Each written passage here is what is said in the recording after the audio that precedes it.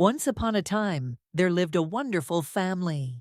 A somewhat strict father, a loving mother, and a cheerful, beautiful daughter. They took care of each other and were happy. It seemed that all this would last forever, but everything ends someday, and a fairy tale is no exception. The girl's mother fell ill and fell into eternal sleep, and she was left with only her father, who after some time married another woman. The wife he married had 2 sons, and so the unfortunate child became their sister. It seemed that they were too obsessed with the girl, and the stepmother blamed her stepdaughter for this. She tried to get rid of the girl by marrying her off to a strict aristocrat, but a prince showed up and proposed to her. The main character married the prince, and they lived happily ever after. The author believes that it would be great if the story ended there, but this is not a beautiful fairy tale but reality. This is a story about how the main character was reborn as a secondary character when she was little, after losing her mother and couldn't find her place, and remembered that this world was a book she read in her past life. The girl was reborn as a character that was never mentioned in the book, and she had no savior in this miserable reality. After all, life in a fairy tale had nothing to do with supporting characters like her, because only the main characters have a happy ending. The prince claims that he needs a bride, and then says that he hopes that she will consider marrying him. The protagonist of the novel proposed an arranged marriage to a young lady. She understands that secondary characters do not wear glass slippers, and at best paper ones, after signing the contract. The main character understands that she does not need the glass slippers, and she just wants to escape from what is bothering her and live without fear. After all, she knows that for the main character, there is a real main character. The girl thought that at first she wanted to quietly run away, but the guy says that he wants to help her with her happy ending. The glass slippers that Ciela thought were alien were coming into her hands. She thought that maybe it wasn't just a matter of simple survival, because she wanted to know how fairy tales end.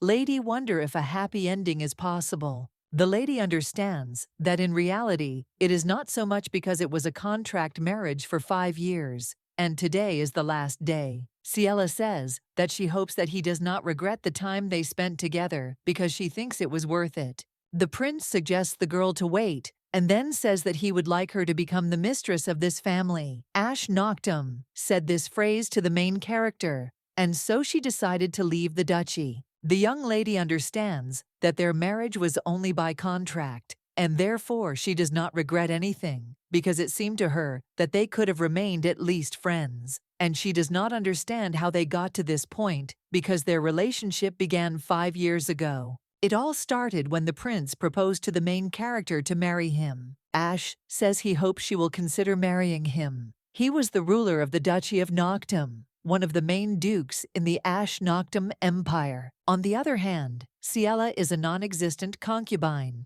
of the family of Count Leroy.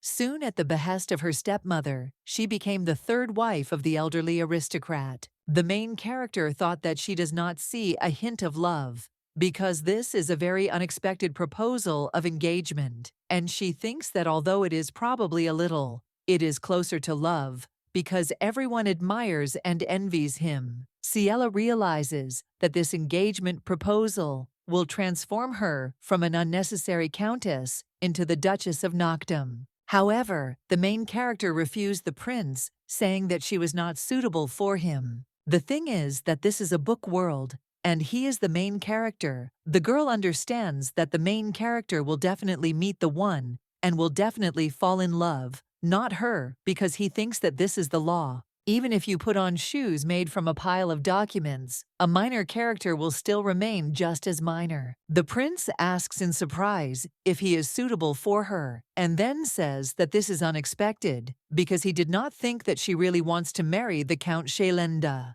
Hearing this, the main character was surprised, because she wondered if she could marry this old pervert, but she didn't want to believe it. Ciela thought about how she didn't want to talk about her situation to someone she would never see again. Then she thanked him for the generous offer and said she would decline. Their meeting ended abruptly and quickly, like a Midsummer Night's Dream. And at least that's what the lady thought. As the girl was heading to County Sheeland, sitting in the carriage, She thought that in the end, she was sold to the Earl of Sheeland. The evil stepmother married Cinderella to an old aristocrat for two reasons. First, she received money from the Count and paid off a huge family debt. And second, Kyle Jennis is her second son, and the stepmother noticed that he is obsessed with Ciela. She blamed the girl for this and tried to remove her from her sight. The main character thinks that she is in prison and not in a carriage. However, stepmother didn't take into account one detail.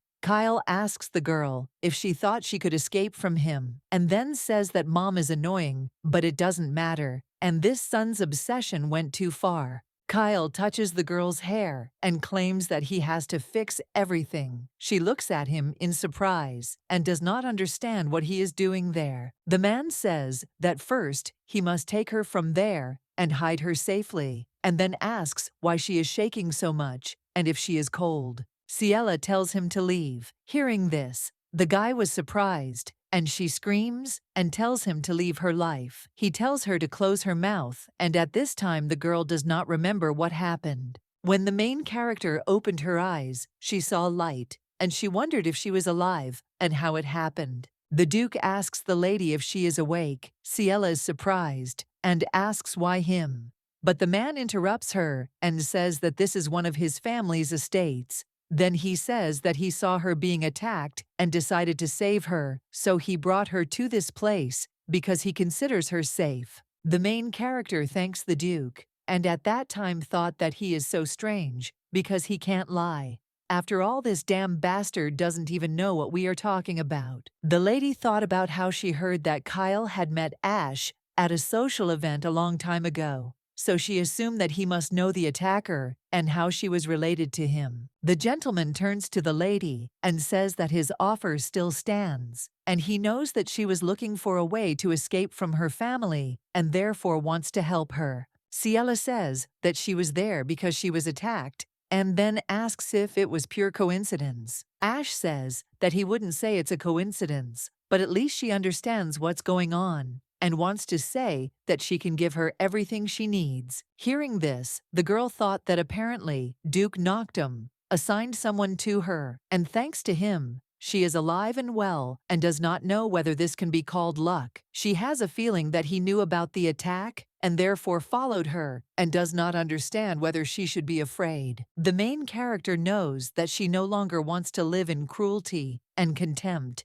and she understands that if she wants to escape from this family, she doesn't care, even if the glass slippers are not hers. Ciela asks if he still has the contract he showed her. He says, of course he does, and so the main character became the Cinderella of the Noctum family. The lady ran away and stayed with the Duke at his estate, and everything started to get better until something happened. In the Duchy of Noctum, the Duchess, surprised, asks if she can repeat it, since she said the child's name is Louis. The lady tells the boy to say hello, but the child just looked surprised and said nothing. With the child that Ash had been looking for so long, and this boy is the illegitimate son of the Emperor, but by coincidence, he was abandoned and forgotten by everyone. Noctum found him secretly adopted, Ash, and raised him. 10 years later, the Duke and Duchess had a son named Edwin, but unfortunately their happiness did not last long. The Duke and Duchess died in an unexplained accident, and at the same time, little Edwin, who was 2 years old, disappeared. Ash was terribly shocked by the loss of those he considered family and decided to take over the management of the duchy to honor their memory and continue their work. Ash thought, in the hope that when Edwin is found, he will hand over everything that rightfully belongs to him. However, in the Empire, a single person cannot become the head of the family, and therefore the main character understands that he offered her to become his bride. The master found the one who could not refuse him, in order to live quietly away from the world. According to the agreement, he protected the Noctum's possession in exchange for receiving a certain payment and protection. The first and last condition of the contract is that if the location of Edwin Louis Noctum, the successor to the duchy, is established, the parties may not renew the contract by mutual consent. The main character realizes that this day has finally come,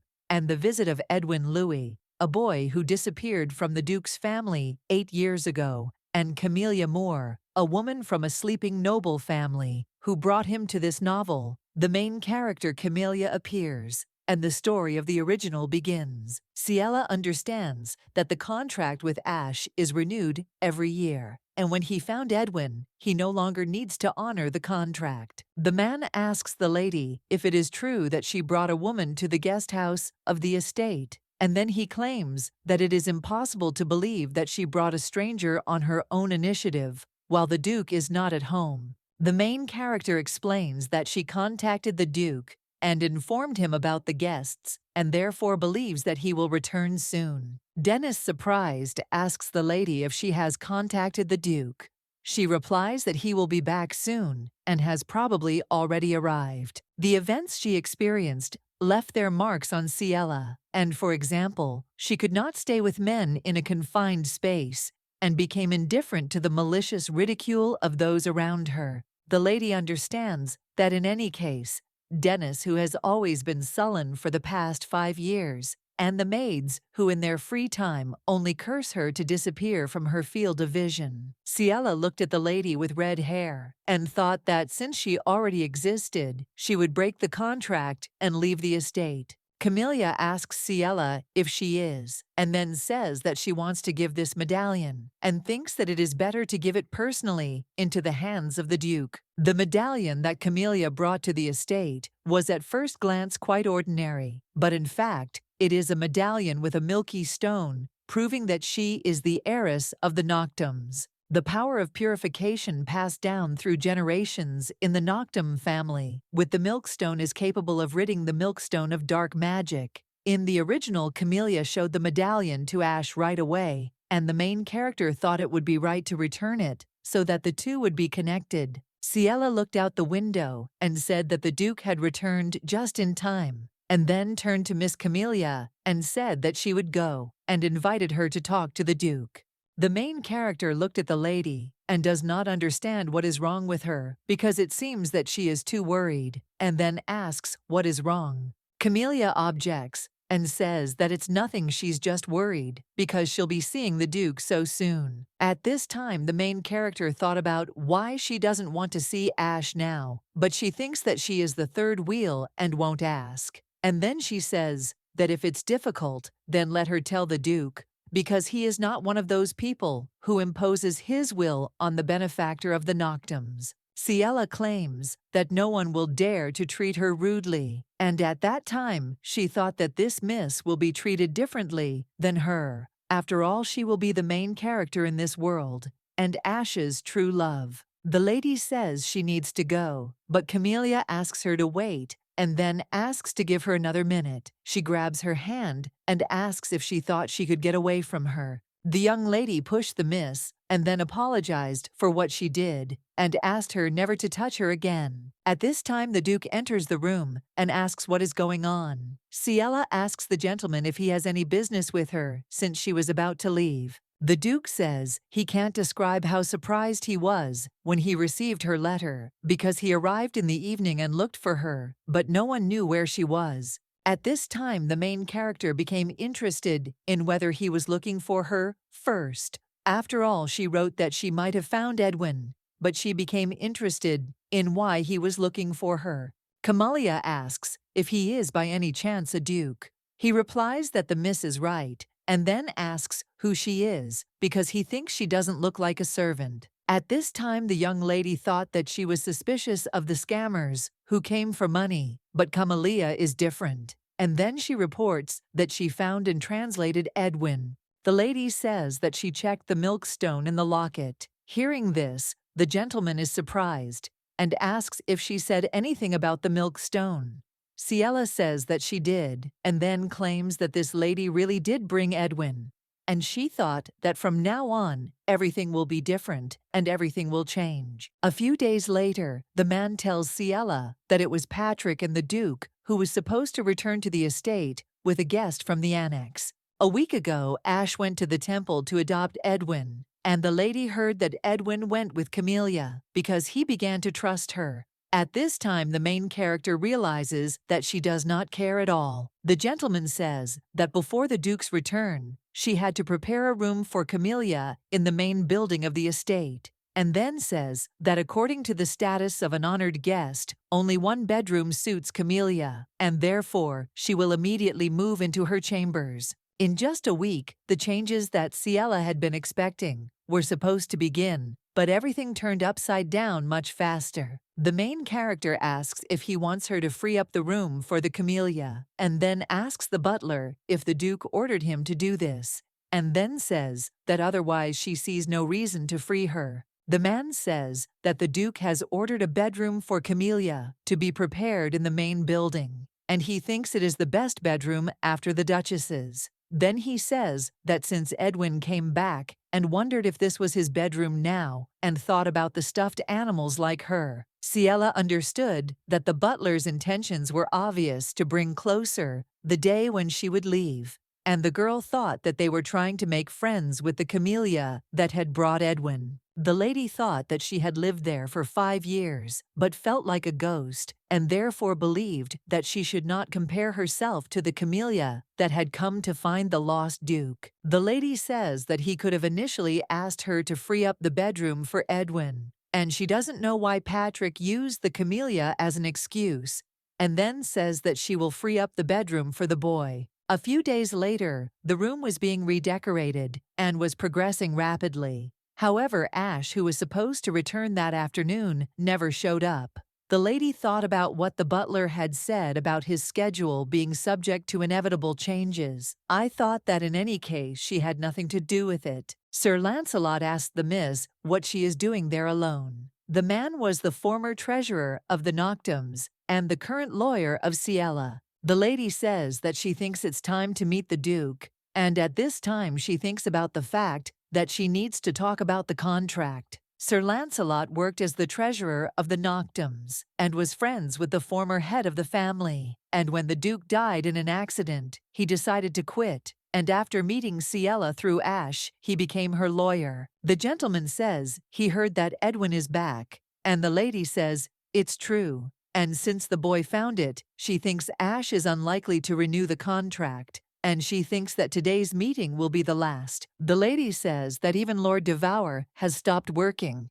if he wants to see Noctum's successor. The gentleman says that he came when he learned that the Duke was not in the estate, and then says that he wanted to meet her. Hearing this, the girl asks in surprise why, and she became interested in what business is worth coming to her personally. The lawyer says he would like to propose something to her, and then says he would like to become her partner because he has been thinking about it since he wanted to take responsibility for managing her estate.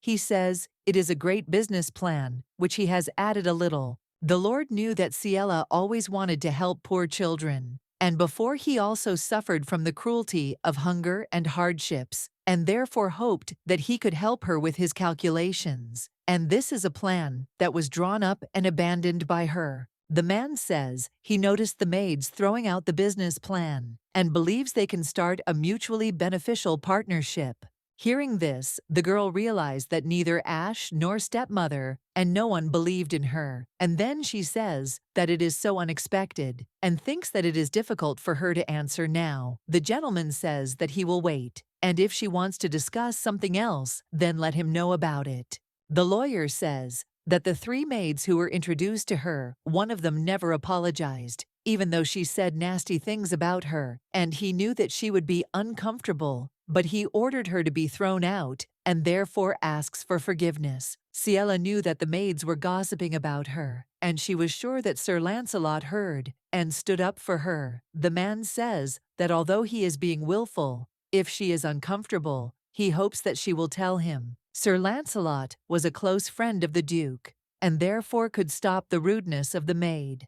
And the lady is glad because his words gave her strength. After all, she understands that if she remains silent, nothing will change, and believes that she must talk to Ash about Patrick. After all, it seems to her that he has finally returned. The main character saw that the gentleman offered his hand to Camellia, and she wondered if they had become so close. However, she thinks that she should at least come up and say hello. Ciela saw that the lady had distracted him on purpose and thought that if she had done so, she would have heard only abuse from Ash. But when she saw his smile, she realized that he had never smiled like that before, and she wondered what had happened between them during the week. The main character thought that she would leave there earlier than she expected, and it would be much earlier. At this time, the maids wondered if this girl, Ciela, would be at the festive ball in honor of the return of Duke Edwin. And the maid says that a woman who understands absolutely nothing has taken the place of his bride,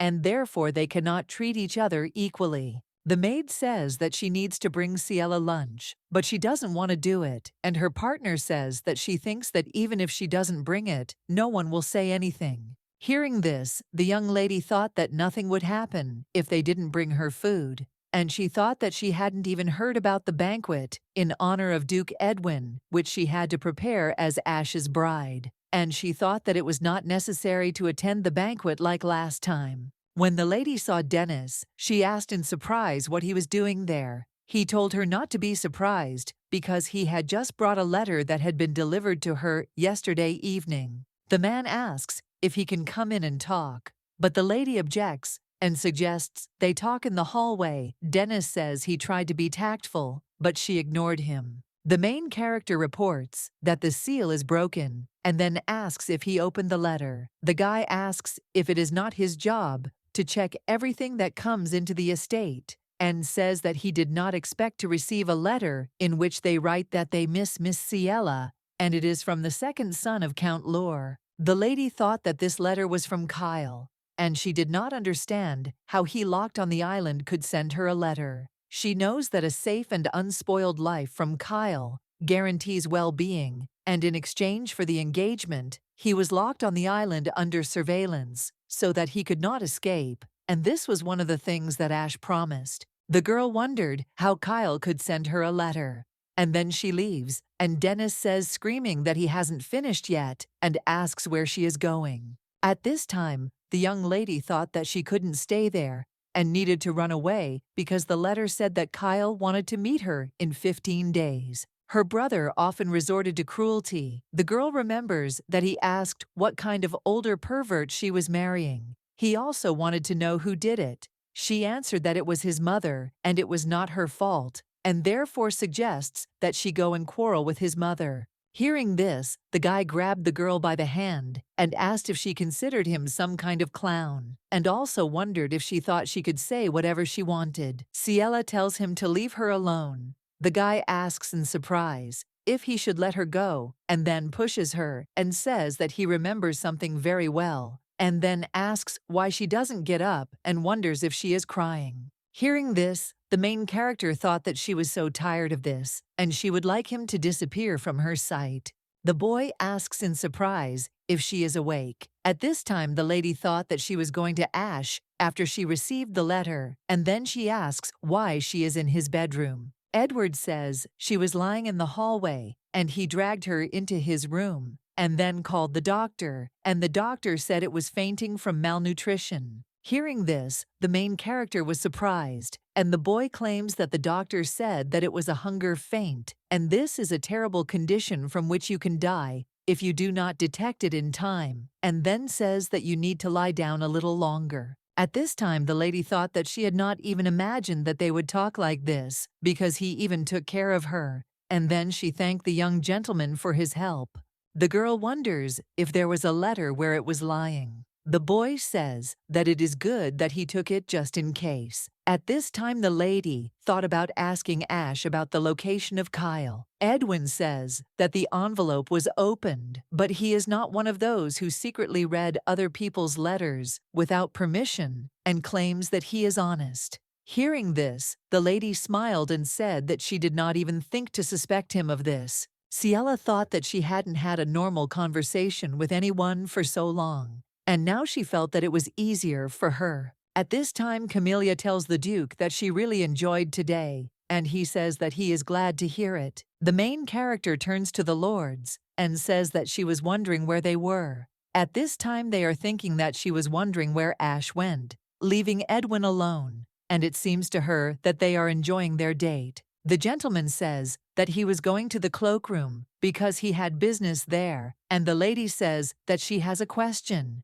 Ash says that he doesn't know what the matter is, but he is tired and wants to rest, and so he suggests that they talk later. The main character objects and claims that they will talk now and then, says that she received a letter from Kyle, and asks how this is possible. The girl realized that he was not listening to her. She became interested in where he was looking, and then realized that his gaze was directed at the camellia, and she still could not concentrate. And then she tells him to answer her, because she thinks that Kyle should be locked. Ciela reminds him that she is asking how the hell he was able to send her a letter. According to the laws of the Empire, Kyle showed cruelty that cannot be considered a crime. But because it happened between family members, only the head could decide how to punish him. The main character knows that when her father was alive, he turned a blind eye to it because he loved Kyle's mother. Viscount Lynn, who became the head of the family after his father's death, ignored it because he had a long-term affair with Kyle's mother Bianca, and therefore everything Kyle did to her was allowed to go unpunished. The girl understands that she wants to blame Kyle for this, and she would like him to pay for his sins, and at the same time, she wanted to run away from him, and Ash understood this, and that is why she decided to trust him one last time. At this time, the Duke says that he does not know. Hearing this, the lady is surprised and asks if this is his answer, and then claims that he should not dare to get rid of her like this, since she believes that Kyle's imprisonment on the island was one of the conditions of the contract, and asks if he has forgotten about it. The lady tells him not to worry, because she will leave soon, but she thinks it would be nice to find out what happened there, and then leaves. Camellia asks the gentleman what is happening between them. He hid the letter and says that it is nothing. It is just a small thing. Ciela waited because she thought that he was the last one she trusted so much, because she stopped expecting anything good from people, but wanted to give him a chance. But unfortunately, the gentleman forgot about the letter and no one came to her. 9 days later, when the girl with red hair put on the dress, the Duke says in surprise that it suits her very well, and she asks if she can wear it to the banquet. At this time, standing at the door, the main character thought that she did not want to come, but he made her go all this way. The lady asks the Duke if the banquet will start in 4 days. He asks her in response if she hasn't heard from the butler. The girl replies that she hasn't heard, and at that moment, she thinks that she is sure that he told him to tell him everything, but he dares to complain. Ciela says that a week has passed since their conversation. He says that someone has already been sent to the island and will contact him later, and then they will talk.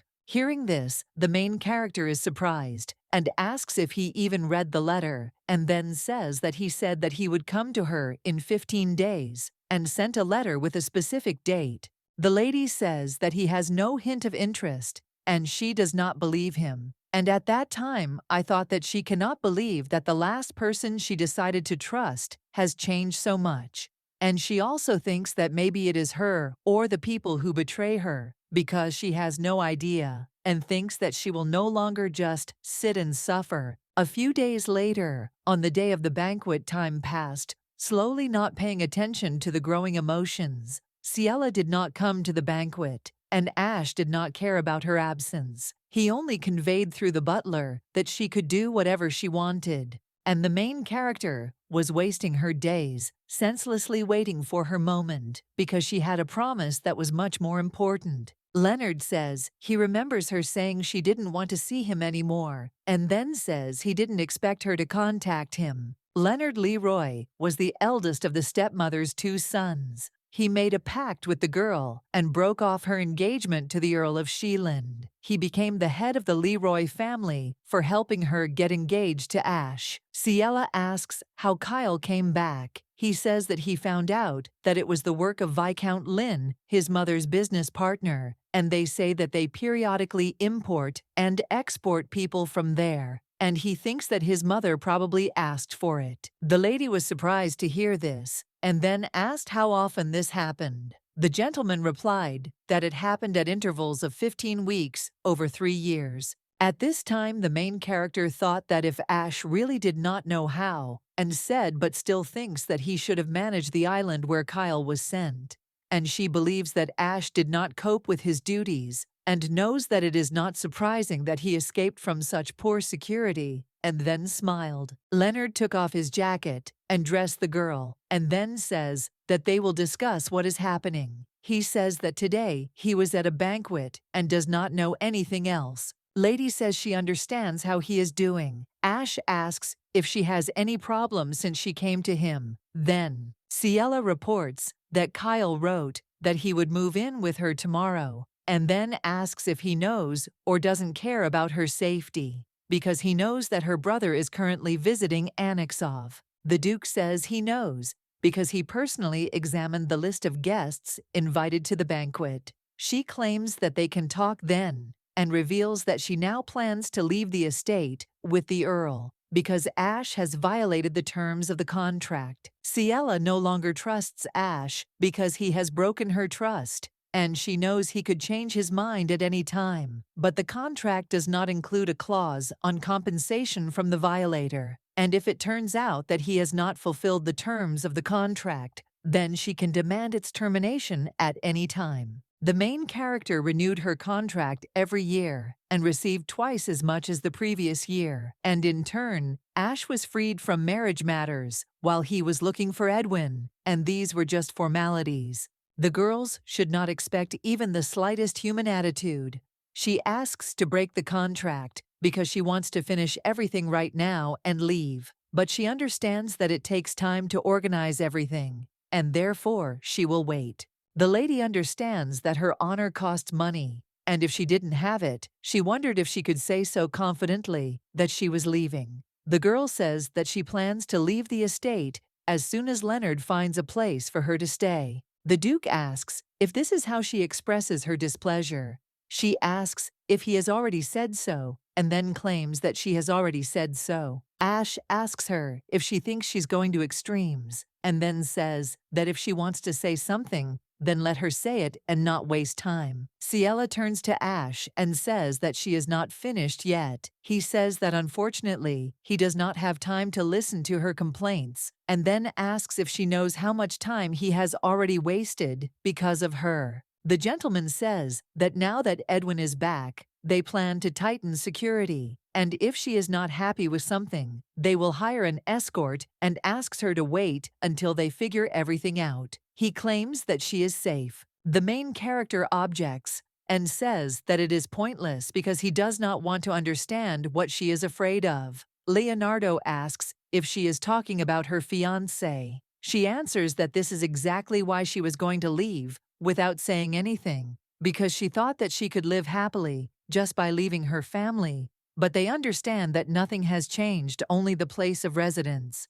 When the girl heard that she was being married to the Count of Sheeland, she did not resist at all because she wanted to escape from the terrible family. After all, she knew that Ash would soon meet the main character, but she thought that at least she would not break her promise. Ciela thought that after the end of the contract, they would part on good terms, but the reality was completely different from her imagination. After all, she was abandoned, and there was no longer a need to look for an heir and renew the contract. The main character tells Leonard that she couldn't pay him right away, and he asks in surprise if she means that she doesn't trust him, and then says that he understands and thought that no one expected Kyle's sudden return, and how surprised the girl was, who trusted Ash for 5 years, who promised to keep him behind bars. The gentleman knows that the lady will not be able to trust anyone now, and then he says that there is no problem if the payment is a little delayed. And at that time, he thought about whether she believes him or not, but he will draw up an agreement that in fact it is important to expel Kyle from the family, to expel him from the country.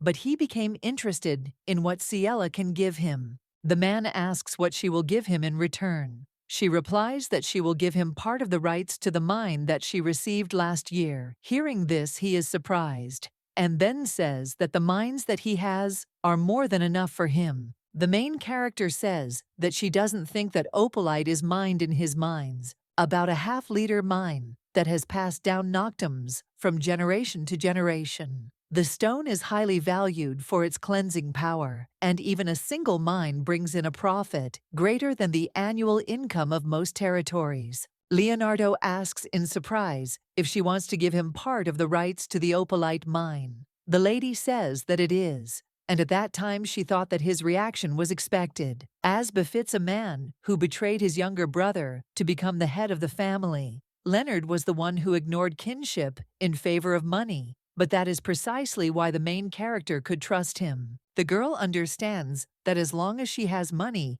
Leonard will help her. The man says that the opalite mines have been monopolized by the Noctums for generations, and then asks in surprise if the Duke gave them to her. The lady says there is an attack and then asks if he knows its value. She tells him that even a small part will bring him more money than all his mines put together. The gentleman wonders if he can ask her how much exactly she thinks, and then says that he thinks there is someone here. And when the girl looks away, she sees Dennis and Camellia. She thinks that it looks like they have a normal relationship, and she wonders if they could become close friends. Leonardo asks if she knows them. Ciela says she does. When the young people noticed them, they were surprised, and Dennis asked in surprise what they were doing. At this time, the main character thought that it was funny that he was yelling at her, even though she was nearby, and then said that how could he notice that she had lunch with the Count because she hadn't seen him for a long time, and then suggested that he greeted the guest. Leonardo says that he thinks that someone is still spreading nonsense and thinks that it is surprising that the workers there are so poor. When rumors spread about Kyle's deeds, Leonard was also limited for a long time because the younger one went crazy, which meant the elder one would soon too. Because of this, Leonard hated rumors that somehow connected him with the Leroy family. The lady asks why he doesn't say hello since there is a Count in front of him. Dennis says that he greets Count Leroy and then says that his name is Dennis and he is the Duke's butler. At this time, Camellia grabs the gentleman by the hand and then asks for forgiveness if they disturbed them. The main character noticed that Leonard was behaving strangely, and then turns to Miss Camellia and asks to let go of his hand. Ciela looked at the surprised gentleman and asked what was wrong with him, because she thought he was completely crazy and didn't understand what was happening. He said he had a headache and wanted to rest, and suggested they talk later and then left. When the girl was left alone, she thought that something was wrong, and she wondered why he suddenly had a headache, because they were talking normally, and then suddenly he was like a doll. When the lady was walking down the corridor, she saw a young gentleman and asked if he had been waiting for her at the door all this time. He said that he had come to see his sister, and she looked at his leg and said that it seemed to her that he had been sitting for too long, and suggested that she wait a minute because she wanted to straighten his leg. Ciela asks Edwin what kind of scars and abrasions he has. He replies that nothing, he was just playing. But the lady tells him not to lie to her, and then asks him to tell who offended him, because he helped her, and she wants to help him. Edwin gradually began to tell Ciela about the man they lived with, and his name was Ted. The boy believed that he was Camelia's friend, but he said that he knew nothing more about him, the man with whom the main character lived before meeting the main character. And this is not in typical romance novels, and she does not remember reading about anything like this. Moreover, no one knew about it, which means that Camellia deliberately hid it, and she must have washed Edwin herself so that no one would find out about his abrasions. Ciela doesn't understand why. Even though this world was created for romance, Edwin suffered and she hid it. She thought that even though she herself barely makes ends meet, if she can do anything for the boy, she wants to help him. The main character turns to the gentleman and says that not a year has passed. He asks in surprise what she is doing alone in his office and without his knowledge. The lady says that sometimes he forgets that she is his fiancée, but she doesn't want to criticize his attitude towards her, and therefore gets straight to the point and says that Edwin has scars. Ash is surprised to hear this and asks what she is talking about. She continues to tell that they are old and barely noticeable, but on both legs, and the scars are the same length as if someone used something similar to a whip. The lady says that she has the same on her body, and it is difficult to remain indifferent when faced with something like this. She thinks that it looks like someone beat him with a whip. Ash says in surprise that it can't be, and the girl says that if he doesn't believe her, he can go and check it himself, because he thinks that then he will know the truth. At this time, the main character thought that, even though he was blinded by love and could not take proper care of the child, when he saw this with his own eyes, he would no longer avoid him and ignore him the way he had done to her. A week had passed since the banquet, and the day appointed by Kyle had passed, but he had not shown up. Because of this, Ciela was becoming more and more anxious every day, because she did not know when and how he would appear, and she was practically locked in her room. The girl understood that this could not continue, and she needed to finish the conversation with Leonard as soon as possible and leave. Edwin asks his sister if he can come in, and after a few conversations, he began to visit her often. Mostly they just chatted.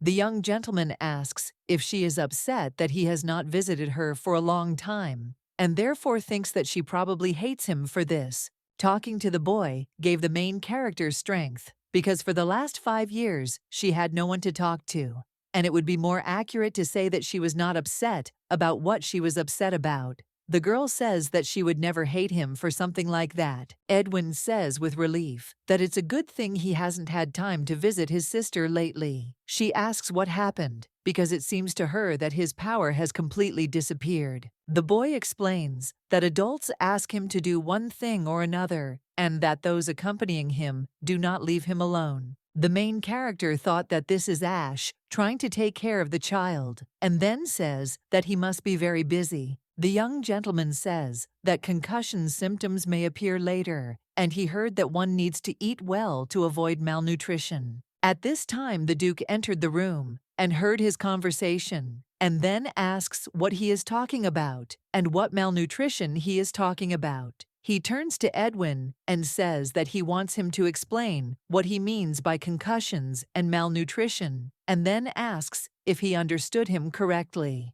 The lady does not understand how he can intimidate the child like that and believes that this conversation needs to be ended before Edwin gets even more scared. Ciela turns to the young master and offers to go first, since they will meet again tomorrow at dinner. The main character turns to the gentleman and says, "It doesn't seem like he's worried about her health," and then asks why he came here. He says that they called from the island, and Kyle left the island 2 months ago, as she said. The Duke suggests that they detain him quickly, since he will now take better care of her, and says that he admits that he was wrong this time. He says that regarding Edwin, thanks to her words, he was able to quickly sort out the situation, and thanks her for her help. Ash asks why she is silent, and then reminds her that he has already told her that she can do whatever she wants, or that it does not require his consent. At this time, she thought about how she always tried to follow his wishes and does not understand why he is unhappy.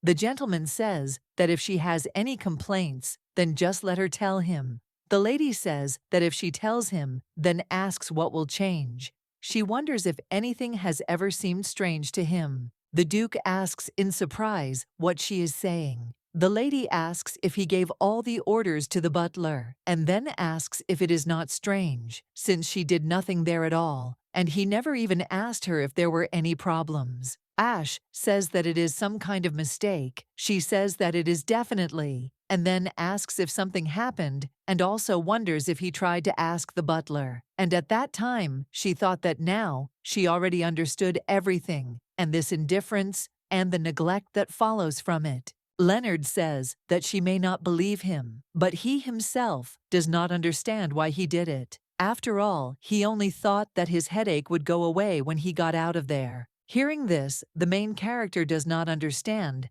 how such a cynical person as Leonard could do something like this just because of a headache, and she does not believe him. But it does not seem like he is lying, because she also felt uncomfortable. The girl thought that if you think about it, this is incredible, but the gentleman ran out of the greenhouse after the camellia grabbed him, and considers it very suspicious because she is too tired to find out about all this. Ciela thought that she no longer wants to interfere in other people's affairs in an attempt to understand others. And then she says that she needs to leave this mansion immediately, but thinks that it would be safer to do it together. But if it doesn't work out, then she will leave herself. Leonardo says that he will go with her, and for this, he needs to make a decision quickly. He says that he has chosen mansions that are realistically accessible and then offers her a choice. When the girl read it, she thought that they were far from the county of Leroy, but close to the duchy, and believed that he probably took into account that she would not be able to ride in a carriage for a long time. The lady says that she has decided and chooses the one next to the port.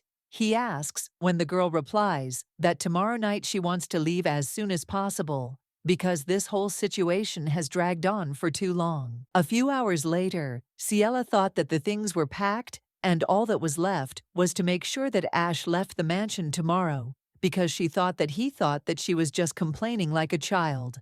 And if they caught her entering the mansion, the troubles wouldn't be taken away, so it was better to avoid meeting him. The girl thought that if she made the camellia come out, then Ash would definitely follow her, and therefore she believed that there would be no problems. When the lady went out into the corridor, she saw blue roses and thought that they were expensive, but also hard to get, and she remembered that Kyle had given her some, and thought that he was already here in the mansion. Ciela doesn't understand what to do, and where to run, and how to hide from him, and also wondering how he found her. And she doesn't want to see him under any circumstances, and doesn't want to be caught. Edwin tells his sister that he has arrived and then asks what happened, because she doesn't look well and also wonders why there are so many blue roses on the floor. At this time, the main character thought that she felt like she was going crazy, but she believed that she couldn't fall while Edwin was there, and suggested that they first go to another place and talk there. The boy turns to his sister and says that if she is in pain, then she should definitely tell him. He reminds her that she told him to tell her if it hurts, and therefore he also wants to help her, but let her tell him. Ciela thanks him for such words and says that she feels better. At this time, the girl thought about whether anyone had ever worried about her like he did. But she thinks that it is unusual for her to do so.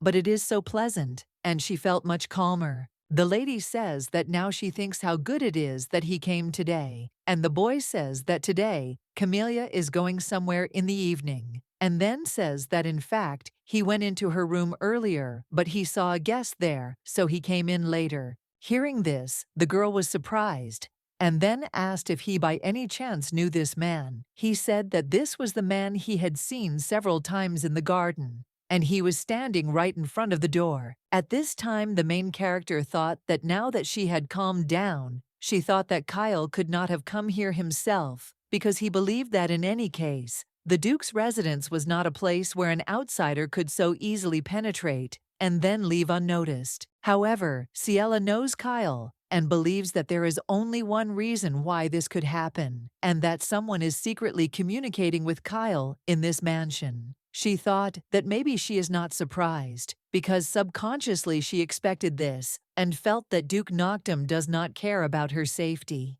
The lady looked out the window and saw the Duke's carriage, and she wondered who it was at such an hour. Then she saw that it was Leonard and Camellia, and she wondered why they were together. At this time, a boy comes into the room and says that Camellia said that she would come later to see where he will live, and she also said that he cannot continue to stay there, and she thinks that he should find himself a place to live, but he thinks that fortunately he was lucky because some count helped him find it. Ciela asks if this is Count Leroy. He says that is correct, since that seems to be his name. She asks if he didn't say that he was going to Elion. The boy says that is also correct, and then asks how she found out. At this time, the main character thought that it was impossible to know, because this is the place for escape that Leonard chose for her. She turns to the young gentleman and says that this is a little sudden, but she has a request. The next day, the boy tells his sister that the Camellia left early, and he ran to her right after breakfast. She asks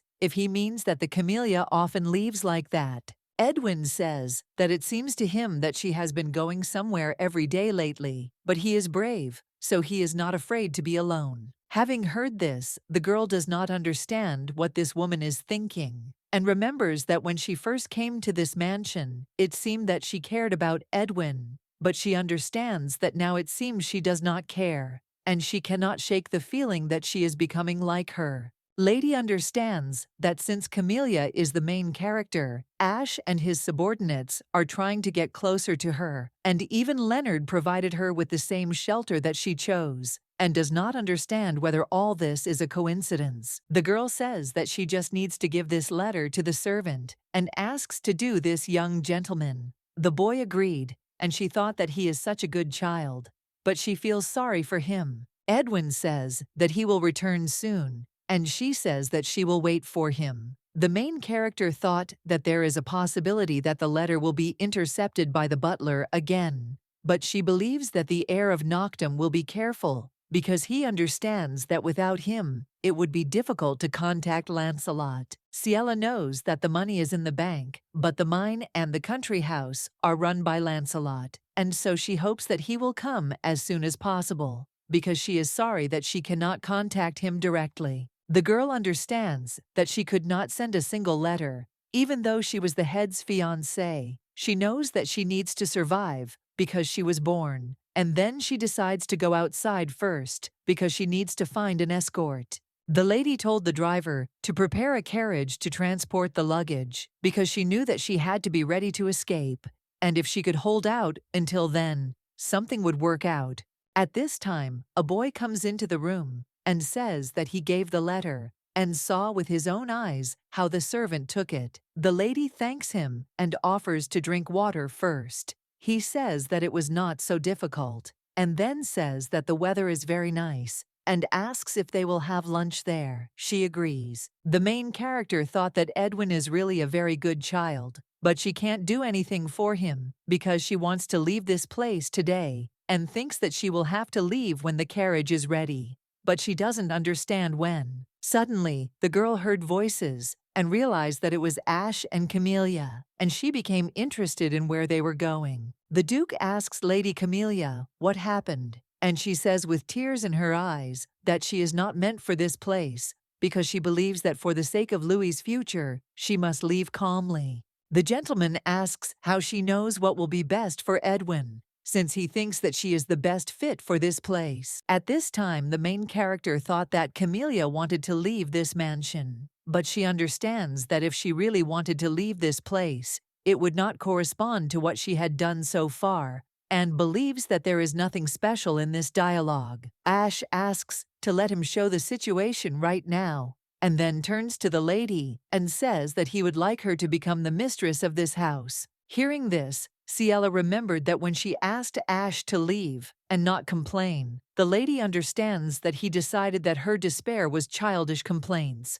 But she is so impatient to leave this mansion today. The main character became interested in who she was for the Duke. I don't understand why he refused to terminate the contract when she asked for it, and he didn't understand their relationship and doesn't understand how he could propose to another person. The girl thinks that maybe he has other hidden reasons not to break the contract, but there is also something that he can take away from her. She suggests that the reason for this could be a pity to give away the wealth that he gave her. The lady realizes that this wealth was too much for the woman he was going to leave, and so he is going to take it away from her again. Suddenly, the man grabs the girl by the hand and asks where she's going alone, and then reminds her that she said she would go on a date with him and asks where she is going. Ciela asks what difference it makes to him, and asks how he knew where she was and whether he was following her. Leonard explains that he is simply concerned about her safety and does not understand what kind of surveillance this is.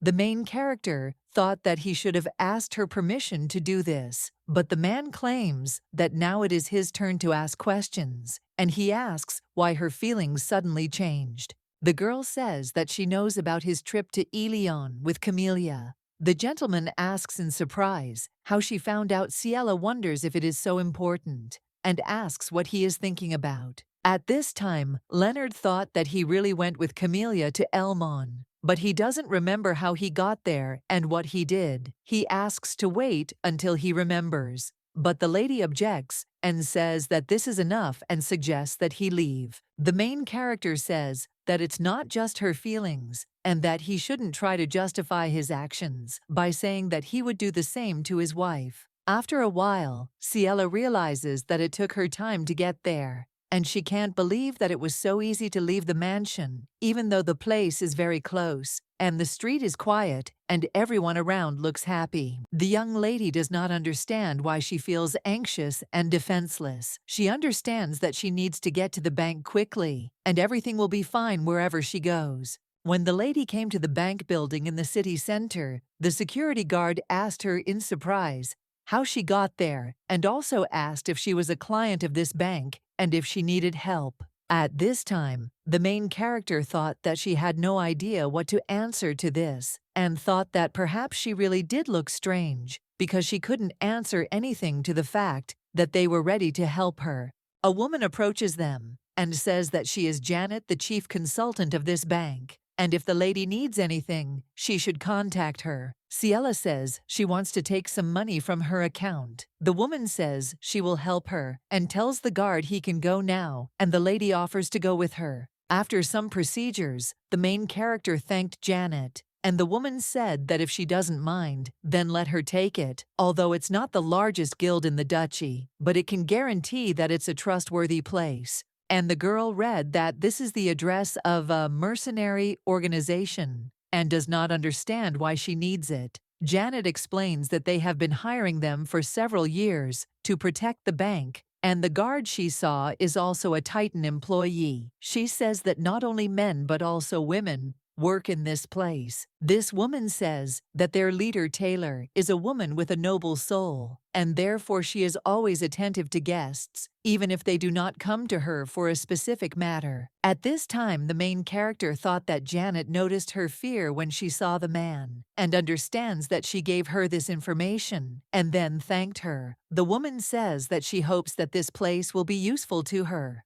Taylor says it's nothing special, since nobles frequent this guild. The lady says that maybe her request will seem too difficult for them, and the woman claims that she didn't say anything, and then asks what she wants. Ciela says that she needs someone to protect her, because her life has been in danger for a long time. The woman asks if this is someone more influential than her. The lady objects, and says that this is not so, and this is her new brother, whom she was so afraid of that she could not leave the house or even her room for several years. Taylor offers her to listen, and then says that she knows one guild that deals with contract killings, and she can tell her about it if she needs it, and then, after thinking a little, suggests forgetting. The guild leader says that she said that she needed security, and therefore can recommend two of them are twins who are excellent swordsmen. Seeing the photo, the girl thought that it was a relief that they were women, and then she said that it was great, and asked for how long the contract was. The woman replied that until she was sure of her safety, and then said that she could not give a big discount, but would compensate her for it. Taylor says that looking at people like her always brings back memories of the past and makes her scars hurt. The girl with red hair, Nana, says that she is pleased to accompany a beautiful girl and another mercenary. Lena asks if she thinks that the mistress spent money for her to have fun. The lady turns to them and suggests calling her Ciela. And at that time she thought that these sisters get along well with each other, but for some reason she envies them. The mercenaries tell Ciela not to be shy about contacting them. Aaliyah doesn't claim that she will do so. Lena asks whether to leave all the things with money in this hotel. The lady explains that this is what needs to be done, and Lena tells her not to worry about anything, because they will see each other in 2 days. When the main character was left alone, she thought that now everything was ready, and in 2 days she would leave the Duke's mansion for good. And these were her last days in the Noctum mansion. The mercenary asks the lady if she lives there. She replies that she does, but will soon leave the place. The butler, screaming, asks the lady where she went and returned so suddenly, and says that he has a lot of trouble because of her departure. Nana didn't think long and approached this man and then grabbed him by the shirt and pushed him away. She asks where he is putting his hands and also wonders if he wants to die. Dennis asks her what she's doing, surprised, but the lady with the red hair claims that she's here to ask questions and says that this guy looks like a fried potato, and then tells him to get out of there and calls him an idiot. The mercenary says that she is wasting her energy on trifles, and then asks the mistress if she is okay. Nana says that although she thought that Ciela was important because of her beauty, it seems that she is actually a noble lady, and then asks if she can see her off. At this time, the main character thought that she was a little nervous after coming to the mansion, but thanks to the guard, she feels calmer. At this point, Dennis looks at them and asks why they are treating him like a fool, and even giggling. He says that he cannot believe that the lady let a stranger into the residence, and then claims that this is disrespectful to the Duke. Ash asks what the noise is about. The butler says that the lady went out alone without permission, and he was trying to prevent a stranger from entering the mansion. Ciela objects and says that she is not an outsider, but her bodyguard, how he does not care about her safety, who she hired this person, and asks if it has any significance. The Duke asks why in surprise, and also wonders if she had a bodyguard, since he is sure that he assigned one to her. The lady says that if this is so, then she offers to explain why only she and Nana are here now, but the gentleman only looked silently and said nothing, and she asks if he really doesn't know anything, and then claims that in fact, he might not even want to know. Ash tells the lady to wait, as he hasn't finished their conversation yet. She replies that she is tired, and suggests they talk next time. Hearing this, the gentleman thought that she had told him his words, and did not understand what they sounded like. During mealtime, Nana apologizes for her doubts, and then asks what she means, and says that she heard that the lady couldn't even eat properly while she lived in this luxurious mansion.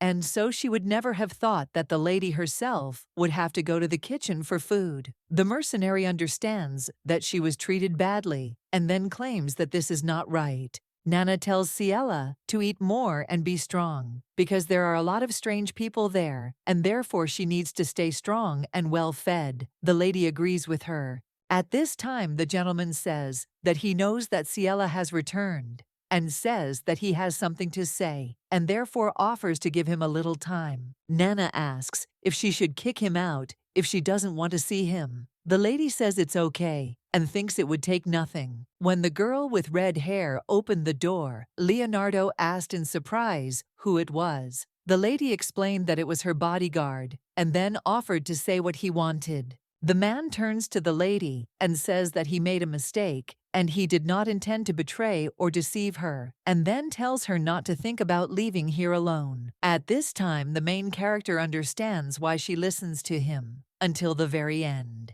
He suggests that she think about what kind of family she and Kyle belong to, and then assures that in the end, she will need his help. Ciela asks if it was a threat, and then says that it was scary, and she understands perfectly well what he is talking about, and therefore said goodbye to him. And Nana closed the door in his face.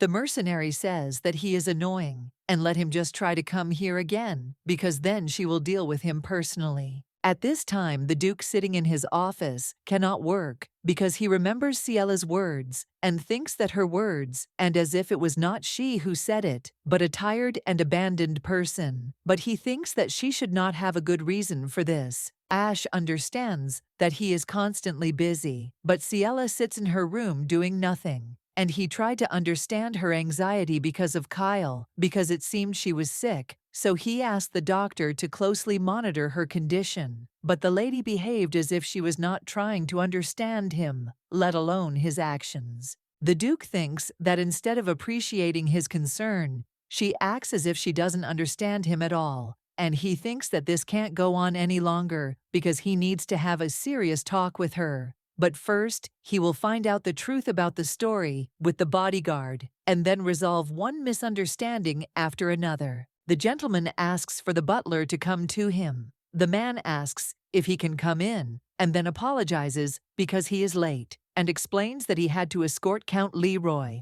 Hearing this, the Duke remembered the girl's words, that she said that she planned to leave the residence with the Count, and then asked if Ciela would leave with the Count. The butler looked at the gentleman in surprise and asked what he was talking about. Ash thought that with her character, she would never leave here silently, but he did not understand why he was worried, because lately she had not been acting like usual. But he understood that she could really leave this place, and he was not ready to let her go like that. Elion for a while, and she thinks it would be better to go to Gerard, because it is located near the port, not far from the Principality of Banas. And therefore, if you go further you can end up by the sea. The mercenary says that she has been to Bainasea during her time as a mercenary, and that it is a pretty nice place to live. The lady says that then she should really consider going there. Hearing this, the lady with red hair offers to trust her, as she and her sister will accompany her until she feels safe.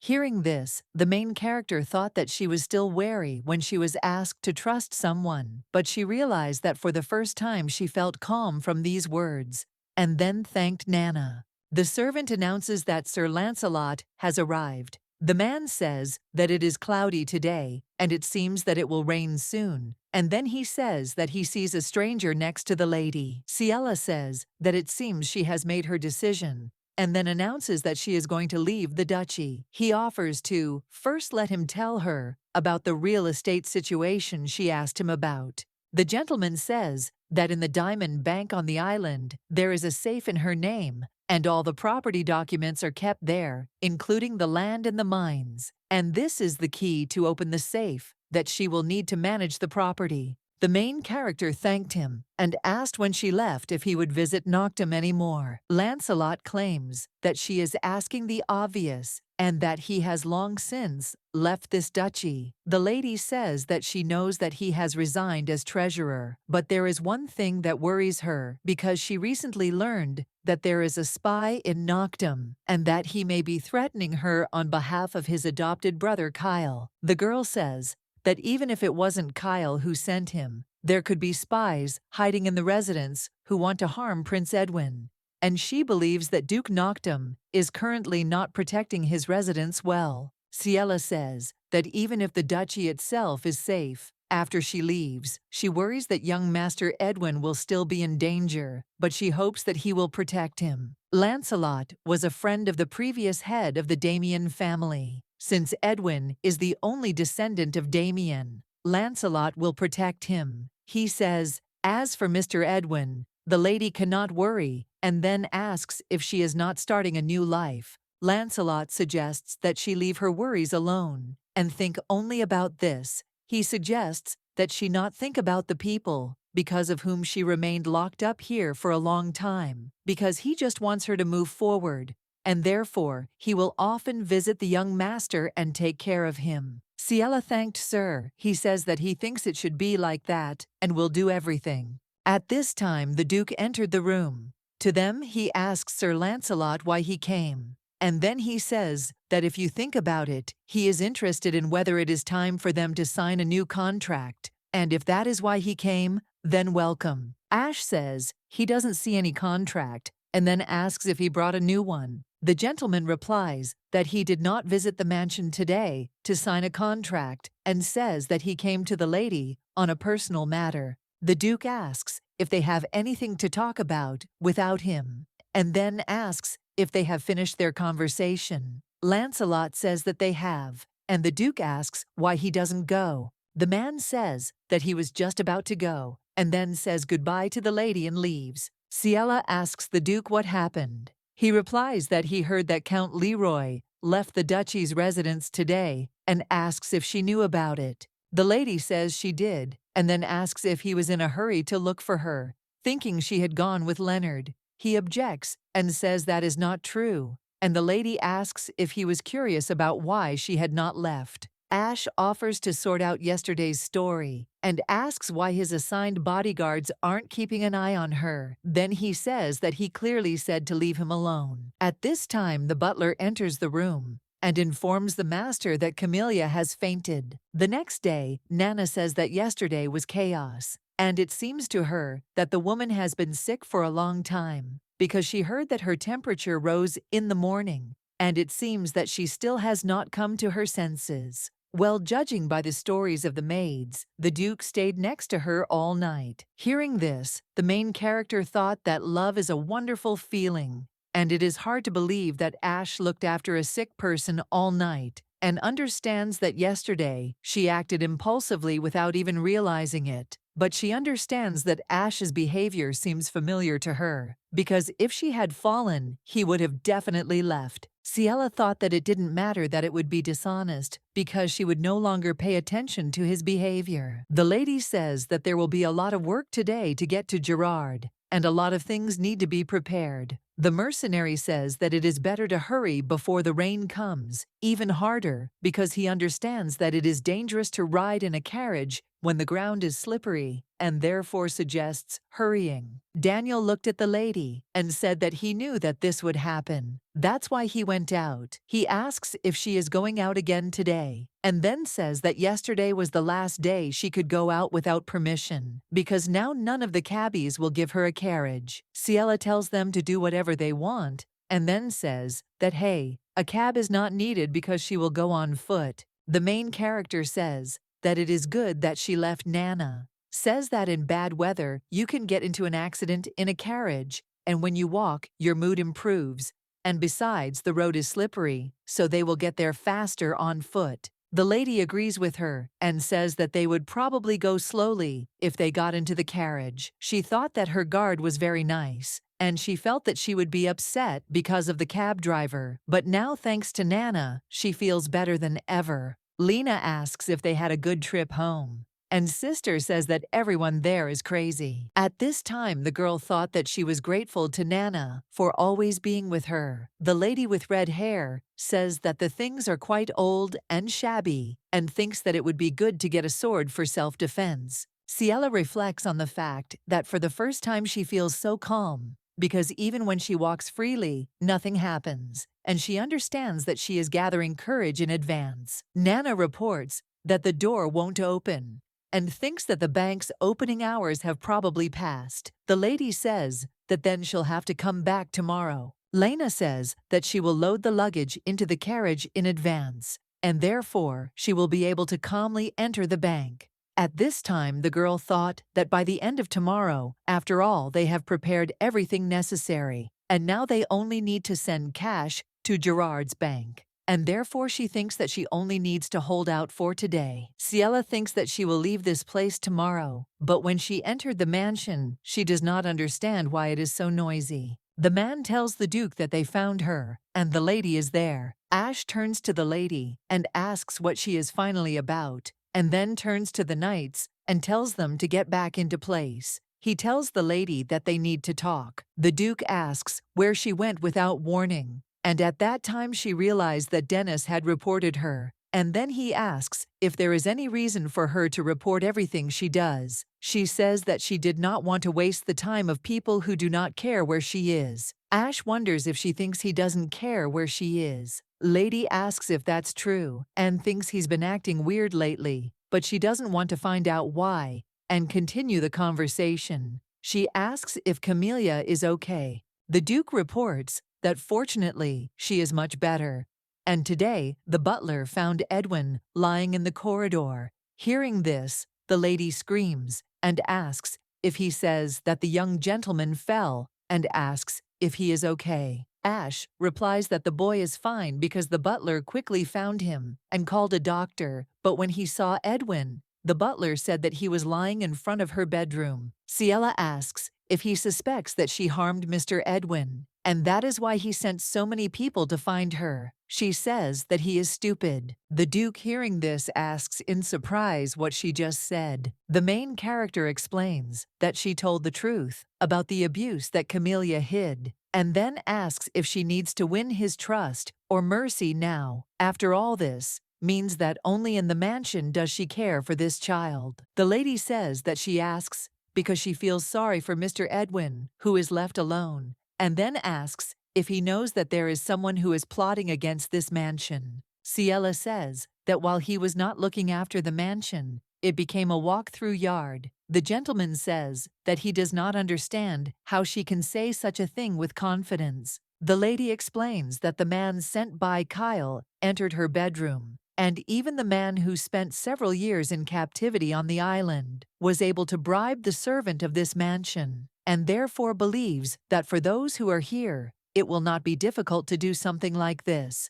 The main character says that instead of suspecting an innocent person, it is better to check the people in this mansion, and if someone is important to him, then let him try to protect this person before he regrets it. And then she leaves. Camellia asks the lady what she is doing. At such a time, Ciela tells her not to get up in vain, and then says that she heard that yesterday she lost consciousness, and asks if she feels well. The lady thanks for the care and says that she is fine. But the boy, she says that she does not know what to do best, because the doctors also do not know the reason, and she would like to do everything so that Louise gets better, because she cannot do anything for him. At this time, the main character thought that she did many strange things, including hiding the cruel treatment of Edwin. However, this time it seems that she sincerely cares about him, and offers her to take a handkerchief, because at least her tears seem sincere. The lady says that even her presence will be a great support for Edwin, and therefore suggests not to worry too much and stay by his side. The lady thanked the lady.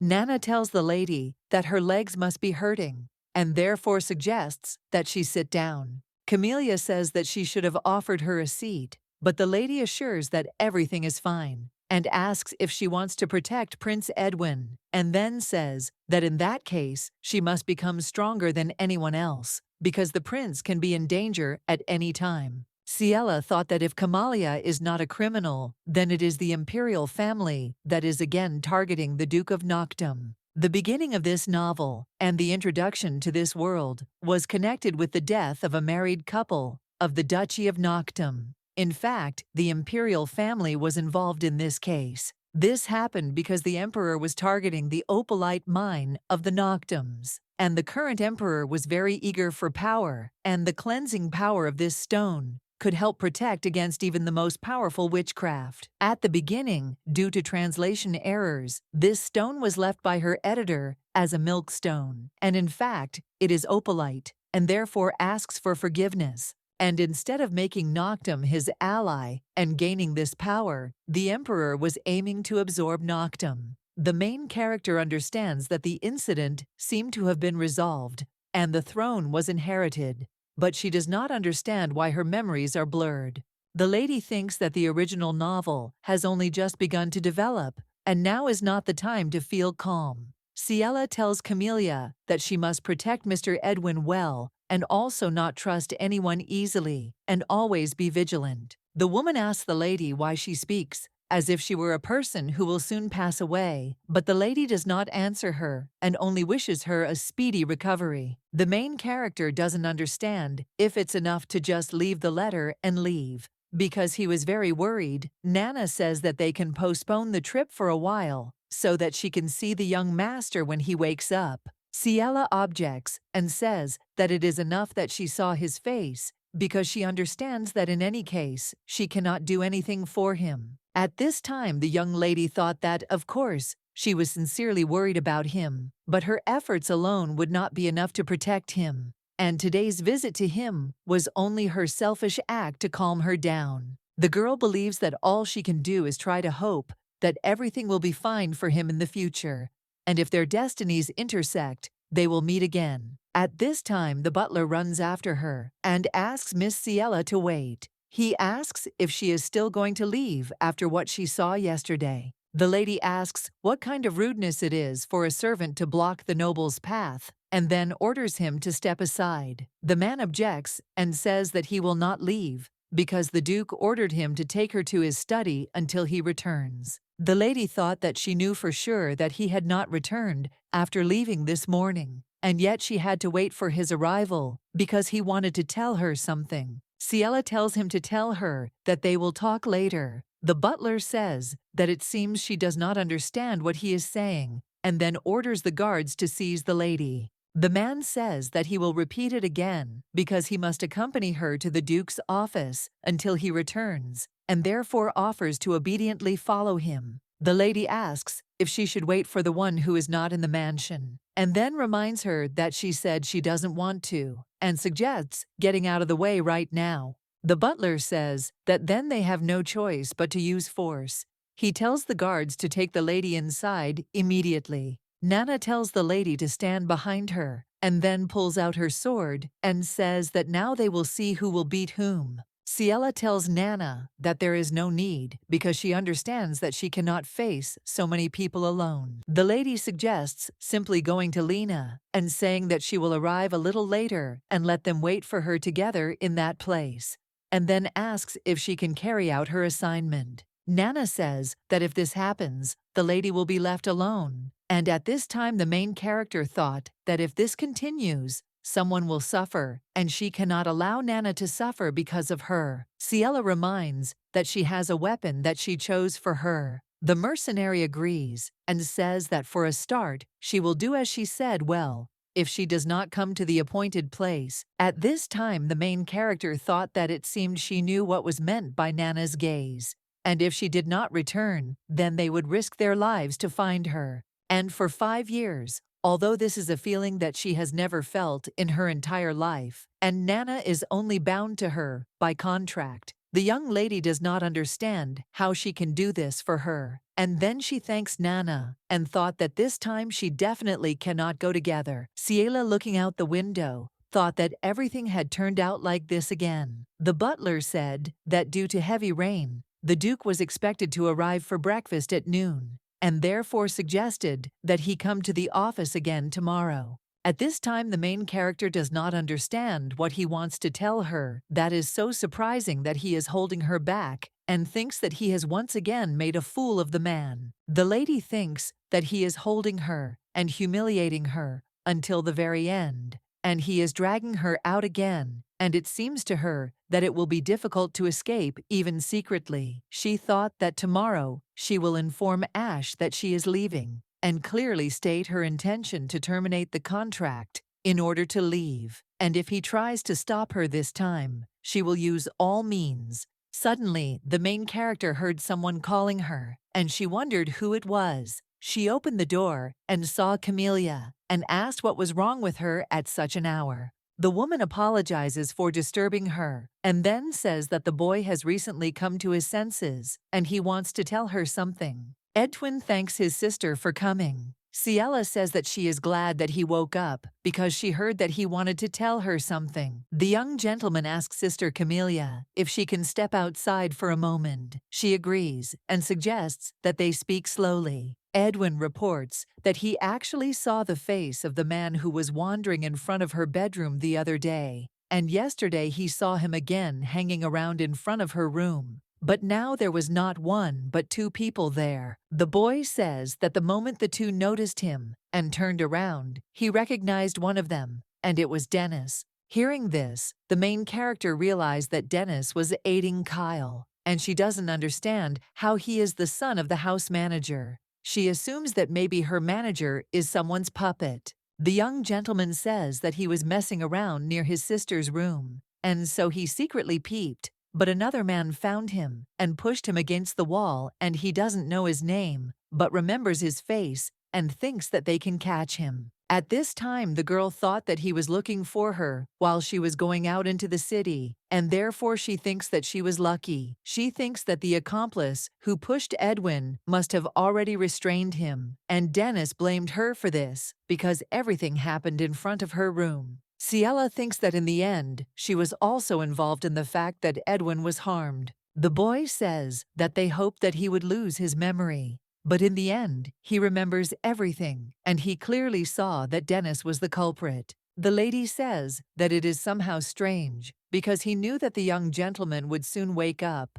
and does not understand why he lied then, and says that it seems she knows the reason. The main character understands that all people do not believe her, and there are even those who do not want to listen to her, and it seems that everyone has problems with their heads. Edwin says that everyone ignores her, and that's why she wants to leave here. He says that he read the letter that she is leaving this place, and then says that he likes her, and that's the only reason he can't keep her. The boy says that if she lives here, she will be in constant pain, and then says that he wants her to go to a place where there will be no pain, because he believes that she is a very good person. The young gentleman says that those who treat a good person badly will definitely get everything back. He tells his sister that he hopes she will be happy. Hearing this, Ciela began to cry because she thought that she had been holding back for so long that she had forgotten how to cry. However, the lady continued to cry for a long time, even after Edwin finished speaking.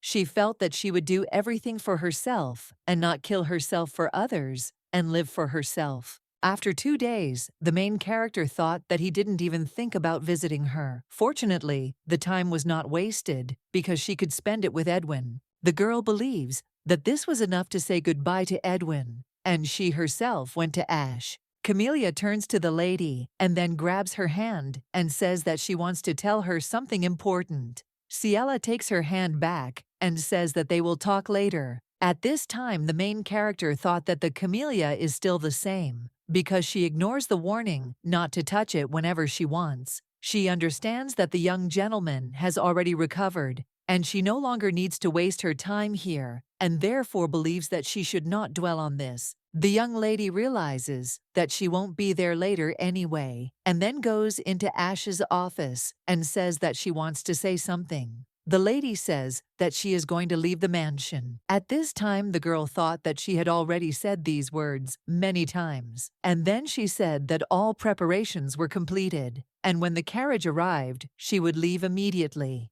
Ciela doesn't understand why he makes that face every time the Duke says he thought they were done talking about it. The lady says that she knows that he wants Camellia to become the mistress of this family, and therefore her role and contract have come to an end. At this time, the main character thought that he really forgot about everything and said that she had waited for him long enough, and it seemed that her waiting had become habitual for him. The girl understands that he never appreciated her waiting, because while she tried to show care and understanding towards him, he gradually took it for granted. Ciela knows that when the moment came, he completely forgot about their contract and proposed to the main character, and therefore he thinks that it would be right if the additional character simply disappears. The lady understands that this is her life, and therefore she does not intend to suffer because of him anymore. She says that he broke his promise and just wants to make it clear that now is the time to take full responsibility,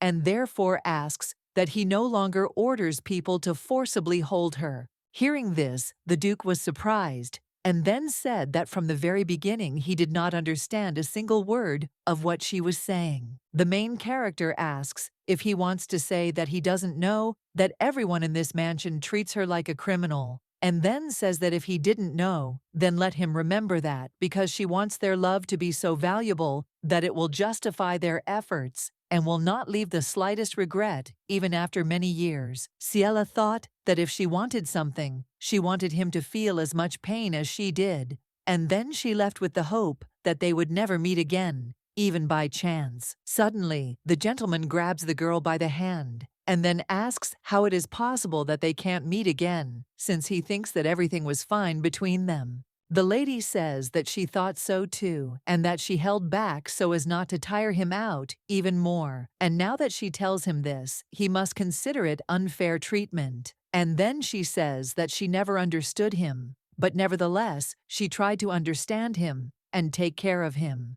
The girl says that in doing so, she had to give up something in return, a little at a time, but in the end, she felt like she was throwing herself away, and so she understood that she had to leave. Ash says that naturally her words are too sudden for him now, but first of all, he is busy now, and therefore suggests talking in the evening. Hearing this, the main character thought that only by leaving this place can she begin to live a full life, and then she throws off her shoes, and the Cinderella of the Noctum family disappeared. Lena asks the lady if it is hard for her and suggests to take a rest and then continue on her way. Ciela says that everything is fine because the main thing is to leave the territory of Noctum. At this time, the main character thought that she couldn't even believe that she was leaving this place, because until this moment, the mansion that she had read as huge now seemed like a toy to her. The lady understands that she lived in that place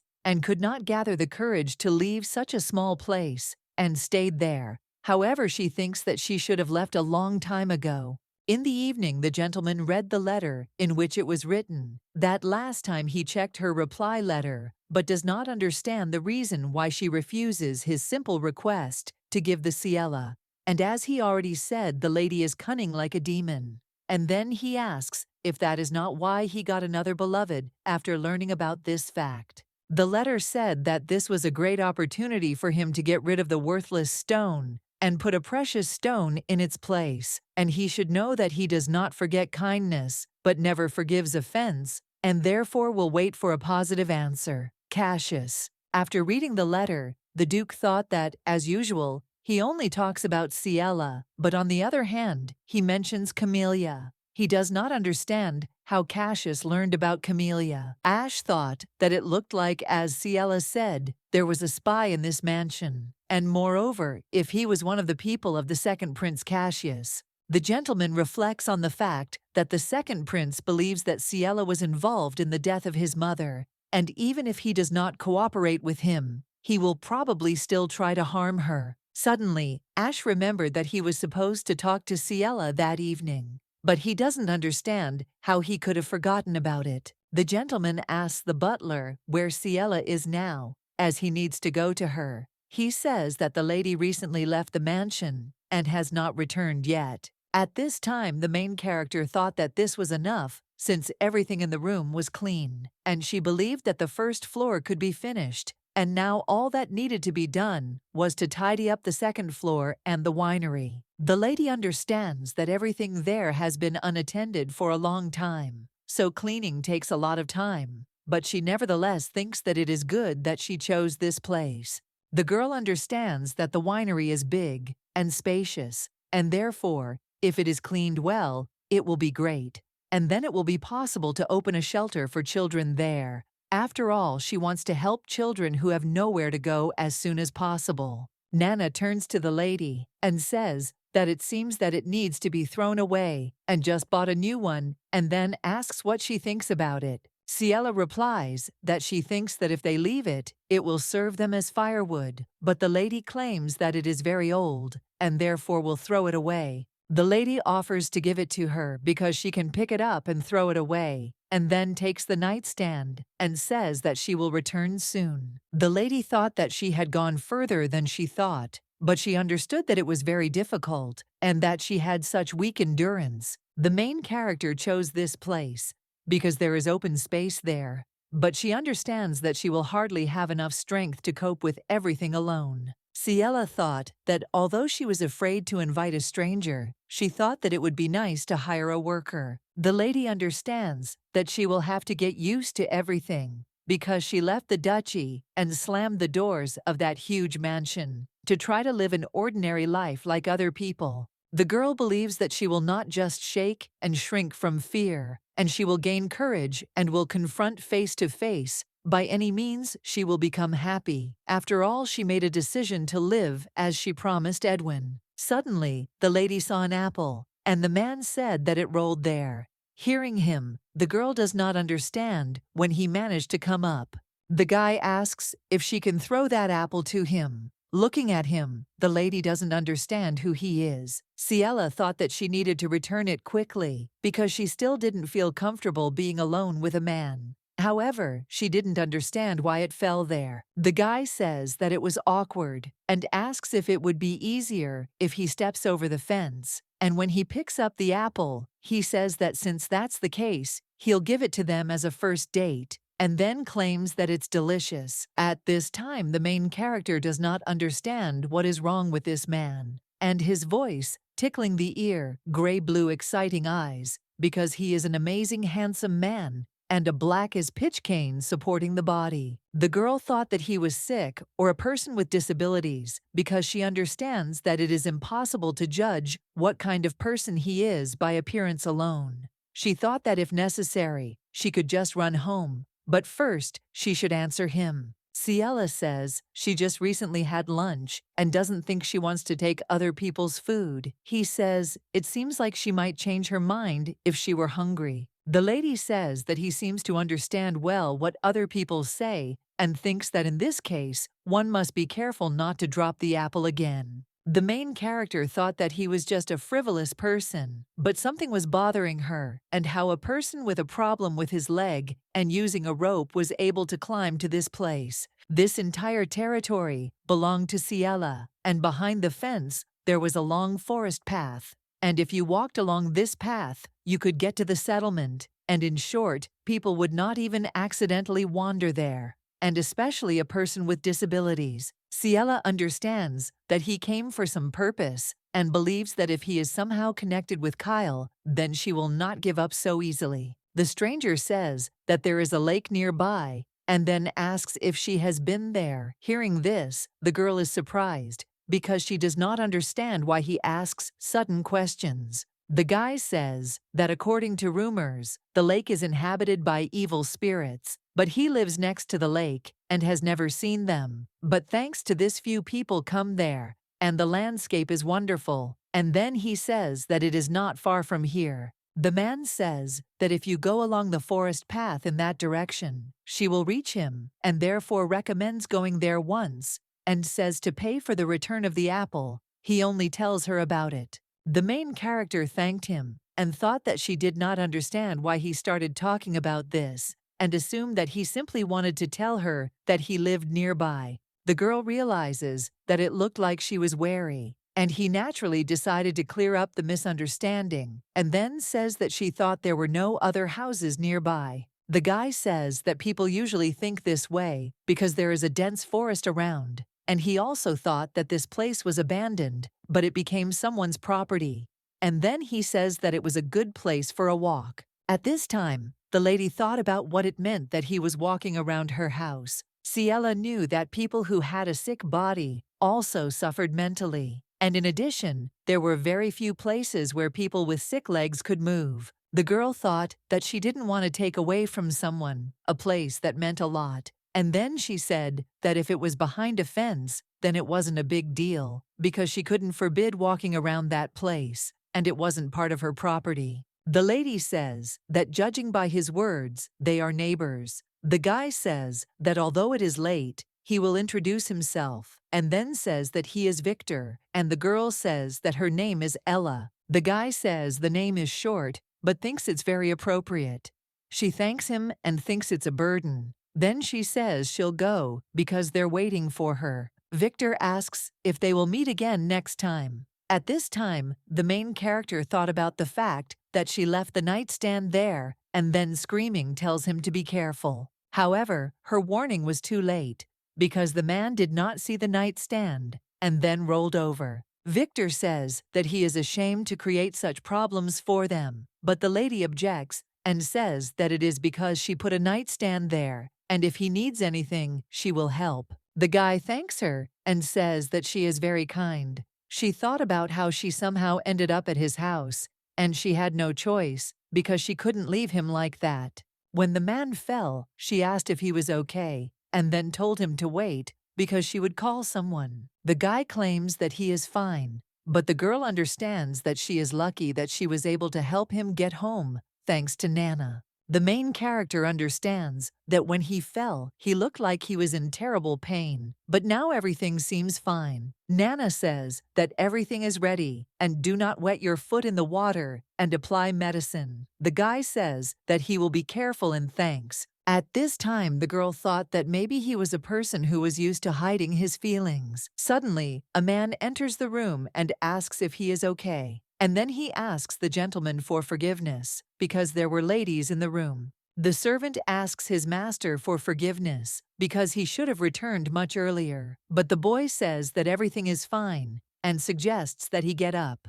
Otestad, Victor the Crown, Prince of the Amerias. Empire asks the servant if he has learned about what he asked for. Trisen replies that the time coincided because the time when the sorceress who cast a spell on His Highness's leg disappeared, and the time when the second prince sent the girl to Noctum. The prince says that in this case, there is a high probability that the girl in the noctum is that very sorceress, and that the fact that the bride of the Duke of Noctum came here was not a simple coincidence. Cassius managed to make a breach in the Duchy of Noctum using a sorceress, and believes that the Duke must have been enchanted by the girl and forced Ciela to leave the mansion. Cassius's goal was to harm Ciela by seducing Ash. The servant says that it seems that Lady Ciela does not remember him. Victor says that it looks like that because he understands that since their destinies were intertwined long ago, when they were children,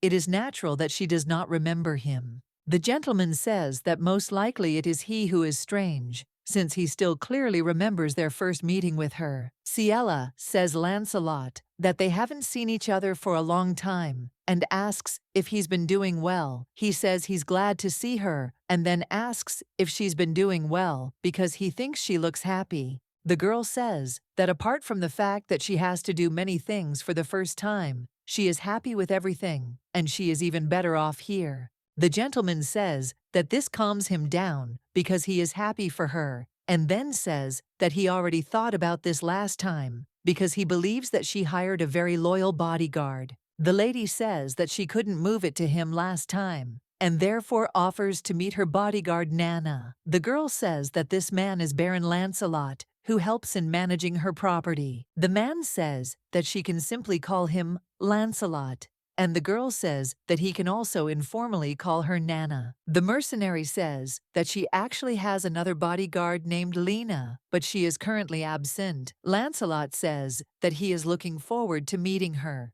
The gentleman says that coming to Gerard was an excellent choice, but since it is a port city where a large number of people come and go every day, people there do not care who comes here. But if you think about it in another way, wouldn't it be strange if someone suddenly disappeared? Lancelot says that he knows that they took a risk to come here, but he can't just watch this with a calm soul, and says that there is someone who desperately wants to meet her and therefore thinks that it would be better if the lady herself makes an appointment. The gentleman says that this is her old acquaintance. Hearing this, the main character thought that she did not know that Lancelot, whom she met through Ash, knows about her past. After all, he said that he would meet with that person, but does not understand who he meant. Suddenly, a girl enters the room and then hugs the lady and tells her that she missed her very, very much. Helena was the daughter of a nanny and the only friend of Ciela with whom she grew up.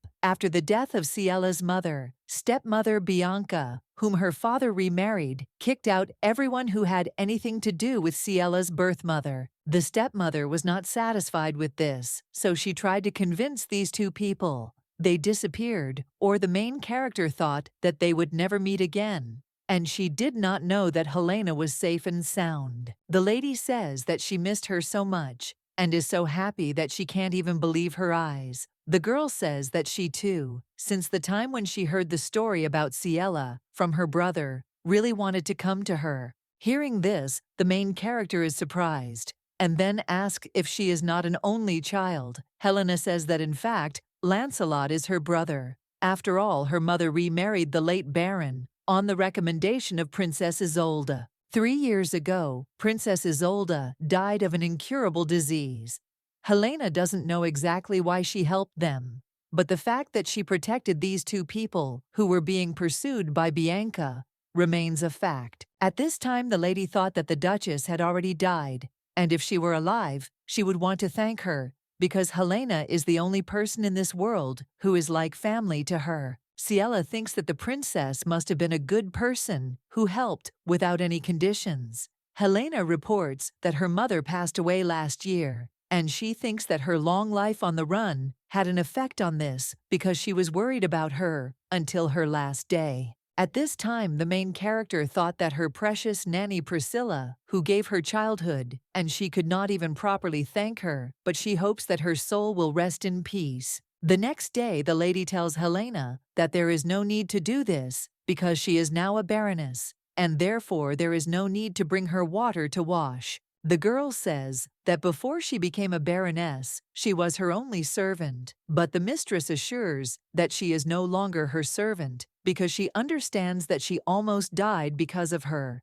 and then asks how she can treat her as before. At this time, the main character thought that she was very sorry, and she was angry at herself for her helplessness, and could not believe that she yelled at Helena to vent her anger, and then she apologized and said that she would do her own things. The girl says that then she will be her old friend, and asks if she can stay next to her. Ciela asked the girl why she was so kind, and at that time, she thought that she had a home where she could return to her family, a house where Helena can live peacefully without facing any threats. And so the lady thought that she should push her away so that danger would not reach if she stayed near her again. The main character understands that it is enough for her that she is alive and was able to meet her because she thought that it would be nice to hear news from her from time to time. Lancelot tells the lady that he has already rented a place on the main street of Gerard, and therefore believes that if the two of them are together, they will be able to visit each other. The man says that he would also like to come sometimes to help her manage the property and regulate the affairs of the shelter, and then asks what she thinks. At this time, the lady thought about how her brother and sister were always looking after her,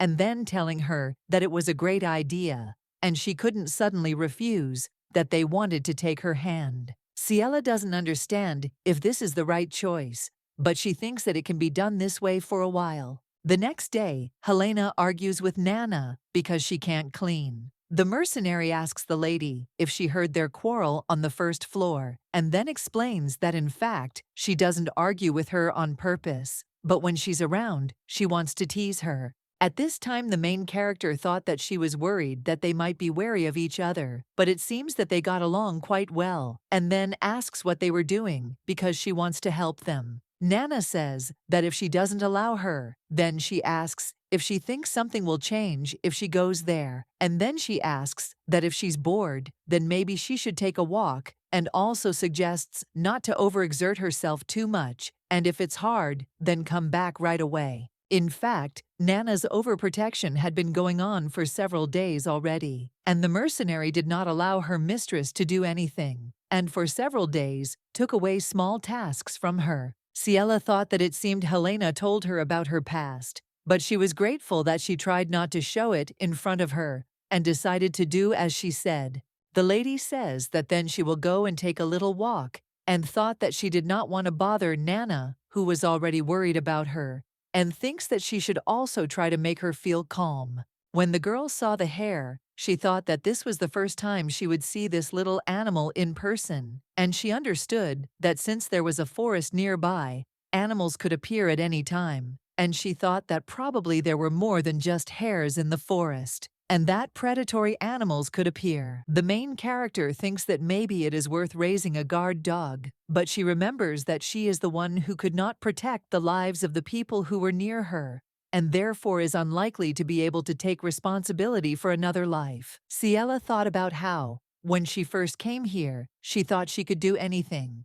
But now she's not sure she can even open a shelter, and she thinks maybe someday she'll have the courage to start. The gentleman says that they haven't seen each other for a long time, and he thinks that 4 days have passed since their meeting. At this time, the girl thought that judging by the fact that he came here, it means he felt better, and then asks how early he got what he got last time. He answers that everything almost dragged on, and thanks for the concern. The lady says that she is glad, and at that time she thought that from the very first meeting, he seemed like a friendly person. Victor says that it's all thanks to her, and all these days, he was thinking how he can repay her. She says that it's not worth it, because she thinks that he suffered because of that nightstand that she left. The guy says that she took his joy away so easily. Hearing this, the lady thought that what he wants to repay her is his joy, and therefore thinks that it is difficult to somehow answer this, but thinks that it is better to just leave than to ask. Ciela says there is no need to pay and wishes him a good walk. Victor says that while he was walking here, he watched her standing and thinks that her face looked very puzzled, and she was deep in her thoughts that she didn't even notice how he approached. Odd asks if she could tell him what she was thinking about. She replies that she wasn't thinking about anything and was just watching the hair. The girl says that even if she is puzzled by something, she asks if they are in such a close relationship that she would tell him about it, and then says that she is a little uncomfortable in such an environment. The main character does not want to talk about her situation, so that later a stranger would laugh at her. The girl understands that she has enough experience with Ash, who could not understand her fears. Victor says that they are not in any kind of relationship, and then asks if it is not easier to communicate freely with someone with whom they have no relationship. Meanwhile, in the Duchy of Noctum, the Duke asks Sir William if he has arrived to report on the results of the search and the location of the Ciela. The man apologizes and says that from the circumstances, it is obvious that Lady Ciela has returned to the Leroy estate. Ash claims that he has said this before and asks why he is sure that she has returned there. The gentleman states that he knows that it is easy to produce records of evidence showing the passage through the gates of the estate. He thought that it was confirmed that the county of Leroy has nothing to do with the location of the Ciela, and he wondered where she could have gone. Ash realizes that as time goes on, it is becoming more difficult to determine her location, and there is still no progress, and then tells William to start over, as he believes it is obvious that they have missed something. The Duke is determined to comb every corner so that nothing is overlooked. At this time, the main character told her story to the gentleman. Victor says that now he understands the situation she found herself in, and says that if it does not burden her, then he thinks it would be better to increase the number of her bodyguards. The guy says that it just so happens that in Gerard, there is a guild that he is well acquainted with. The lady asks if he is talking about the mercenary guild. Odd says that this is true, and then says that if she doesn't mind, they could go to the main street together. At this time, Helena ran up to the lady and said with surprise that she had been there all this time, and then said that she had been looking for her everywhere. Ciela apologizes and then asks how long she was looking. The girl says that of course she was so worried because she did not return, and then says that Nana and Lena are also worried. Helena says she wondered who dared to hold their mistress, and then looked at the guy and said it was him. She thought about the man living near the lake and bothering their mistress. Victor says that she must have heard of him, and then says that he is pleased to meet her and says his name is Odd. The girl says that her name is Helena, and then they shake hands. The girl asks the lady if she had been talking to this man all this time, and then says that seeing him in person, he still seems suspicious because he is such a handsome man in this forest. Ciela says that she didn't notice how time flew by. The girl says that it's good that nothing happened to her, and it seems to her that the lady was having fun because she didn't notice how time passed. The guy says that it turns out it's too late, and he should have paid attention to this, but unfortunately he didn't think about it because he made a friend after so much time. Hearing this, Helena asks in surprise how he could see their mistress's friend, and then turns to the lady and suggests that they return since it is soon dinner time. The main character thanked the guy for the scarf and said that she would wash it and return it next time. Victor says he is looking forward to the next meeting. At this time, the woman thought that she thought he was a good person. Ella remembers their conversation because he asked if it was difficult for her to talk about what she thought. The girl says that she doesn't want to talk about it and asks why he continues to insist on it, since she said that her affairs have nothing to do with him. Odd says that, to be honest, he would like to be closer friends with her, and then asks if they are not the only neighbors for each other, and thinks that it is nice to have a neighbor who can help if necessary. The gentleman asks if the day might come when the evil spirits at the lake will start to scare, or if the mountain beast might attack. Ella claims that he said he didn't see any spirits at the lake, and bragged that the landscape was beautiful and there were no people. He explains that he was simply proposing. At this time, the girl asks the lady why she is laughing, and also wonders if she really liked that man. Ciela replies that she is laughing because she is behaving very nicely. Helena says that this is a man she doesn't know, and that she's been talking to him for so long, and then asks if the lady is okay. The main character reflects on whether she felt discomfort while talking to him. But she thinks that the truth is that at first she was afraid, but the more she talked to him, the less she began to be afraid. Ella reports that she felt completely normal talking to him and thought that she had forgotten how afraid she was to be alone with a man. But she thinks that it may be because they met in an open area and not indoors. The lady thought that maybe it was because he smiled kindly and was an attentive gentleman, and she didn't know why she didn't feel uncomfortable around him. Helena says he is tall, handsome, and looks normal.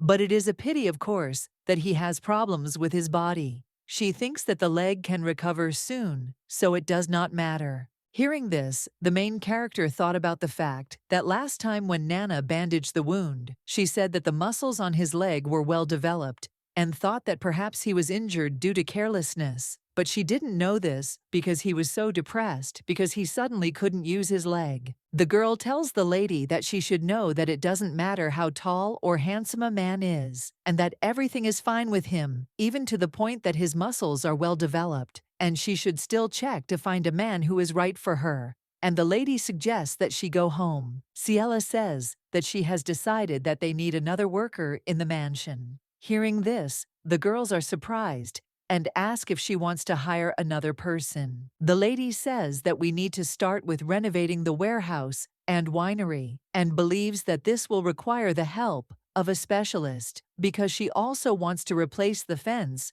with a higher and stronger one. The main character says that if Nana and Lena don't mind, she wants to increase the number of bodyguards a little. The twins say that they agree with all the decisions of the mistress and say that they need to make a request to the Titan Guild for this. Ella says that she shouldn't do that because she's thinking about contacting Taylor herself because she introduced her to some really nice people, so she wanted to thank her too. The lady says that soon she will have to visit the central bank, and Helena says that she will help her with this and thinks that the brother knows how to do the bank's work without visiting it. She says that the bank is too far away, which will affect the lady's health. Lena agrees with her and says that when there are them, it is not worth doing things yourself. The main character asks to take care of this. The girl asks the lady if she really doesn't mind bringing more people into the house because she thinks that it might be hard for her.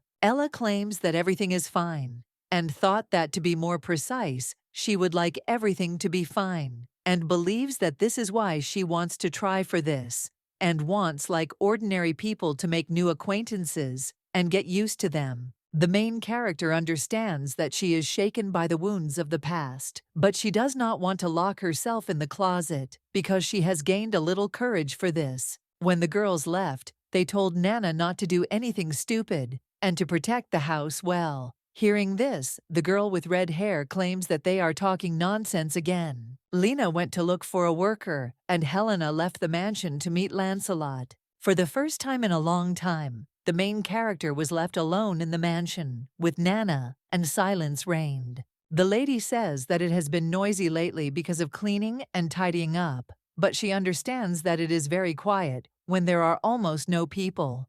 Ella says that she also feels somehow unusual, and then asks not to worry because they will be back soon. Nana says that of course not a day will pass, and then says that she likes to be alone with the mistress. She thinks that the weather today is kind of cloudy, and it seems to her that it will rain. The main character realizes that the weather has gotten worse, and she didn't think that it would rain on the day they both left. She realizes that the forest road can be dangerous and hopes that they won't overdo it by returning in such weather. Nana called the lady. The lady says that she will come out now, but the mercenary says that she should not come out. Hearing her voice, Ellie thought that it was different, and Nana said that no matter what sound was made outside, it should not come out under any circumstances. Ciela asks what happened and offers to let go of the door handle. She asks to open it and they will talk. Nana tells her not to go out and to trust her and also to wait. At this time, the main character realized that something had happened.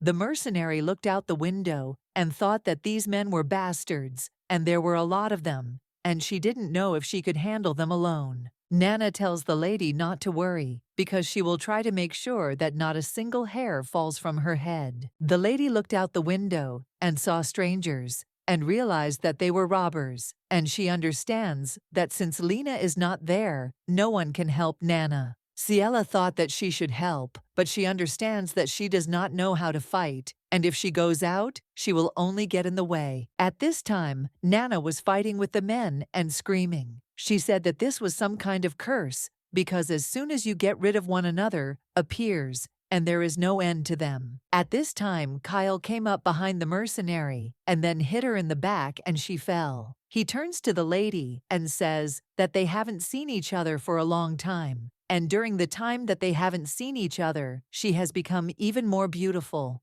When the girl saw him, she thought he was a disgusting bastard. The man says that this place is a bit cramped, but not so bad. At this time, Ciela thought that when she encountered him, she would not behave as before. The gentleman asks if he can live in this place. She tells him not to talk nonsense. Ciela thought about how time was going so slowly, like an eternity, and thought it was awful. He asked her if she thought it was nonsense, and then insisted that he was serious. The girl believes that she needs to be patient, because she understands that if she doesn't be patient, Nana will die. The lady looked at the mercenary and said that he is a killer. Kyle tells her to calm down because Nana is just sleeping. He says that it could be a short sleep and could become an eternal sleep without an antidote. At this time, the main character thought that he was a pathetic bastard, and she wanted to finish him off. But she understood that if something happened, she had to do something, and therefore she believed that she had to come to her senses. Ella asks how he knew she was in this place.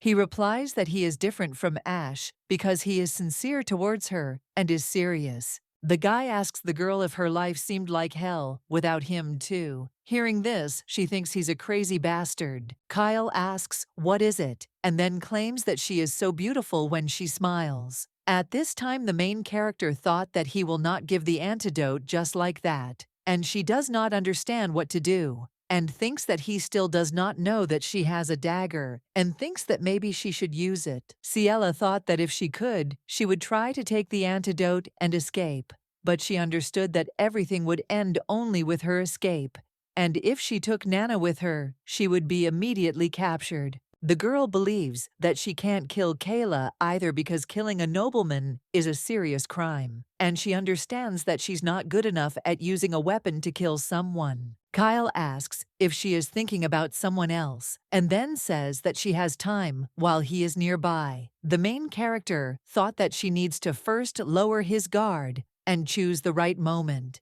Ciela asks how he managed to chew all this time. He wonders if she asks because she doesn't know, and then says that although of course she is indifferent to him, it's even for the best. Kyle says that he doesn't even know from what moment it's better to tell, and then says that he will tell from the time he first came to the island. The gentleman says that at first he was very angry with her, but over time his anger subsided, and he began to think. She asks about what.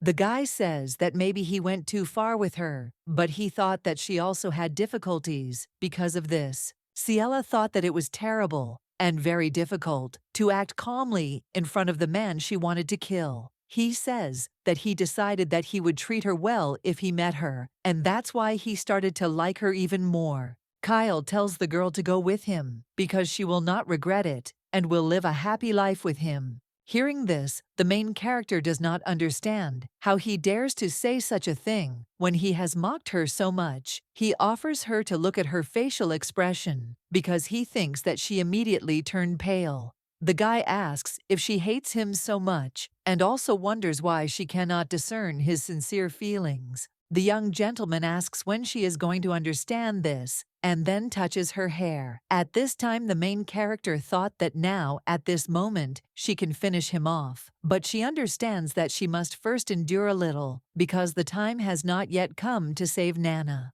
Ciela says that if he gives her the antidote, now he thinks that he will be able to find out. The guy says that his Ciela has changed a lot since they last saw each other, and she has now learned to bargain and has grown up completely. The gentleman says that he doesn't like it when she gives herself away so cheaply. At this time, the girl knocks his hand away and then says that it seems he didn't know she was like that, and that's why she was almost sold as a third wife to the Earl of Sheeland. She says that everyone treated her like a thing, and that's why she tried to live up to it, and then asks if there are any problems. Hearing this, Kyle gets angry and then touches her shoulders and says that he feels like she keeps being rude to him while he is talking to her nicely. He suggests that she behave normally if she does not want to create more problems. Kyle asks, what if he gets really mad and kills her loyal bodyguard? He says she has that look again because she just stays silent and looks at him with contempt. The main character thought that it was too late and she had to do something because she thought that if she didn't attack first, she might die, and then she pulled out a dagger and wounded the guy. He said that she really had gone crazy. At this time, Tristan turns to His Highness and says that there will be great trouble because he believes that it is necessary to quickly leave there before the water flows in. The man thought that because of the downpour, the shores of the lake began to overflow, and if they stayed there, the water would flood inside. But His Highness did not even think about leaving. Victor says that even if he dies one way or another, it will be for the best, and then suggests that the servant leave because he will meet his destiny. Hearing this, the man thought that he knew that this was not the true desire of His Highness the Prince. On the day of the Crown Prince's coronation ceremony, someone set fire to Prince Adestad's palace. Had Tristan Ruth, who had served the Crown Prince for a long time,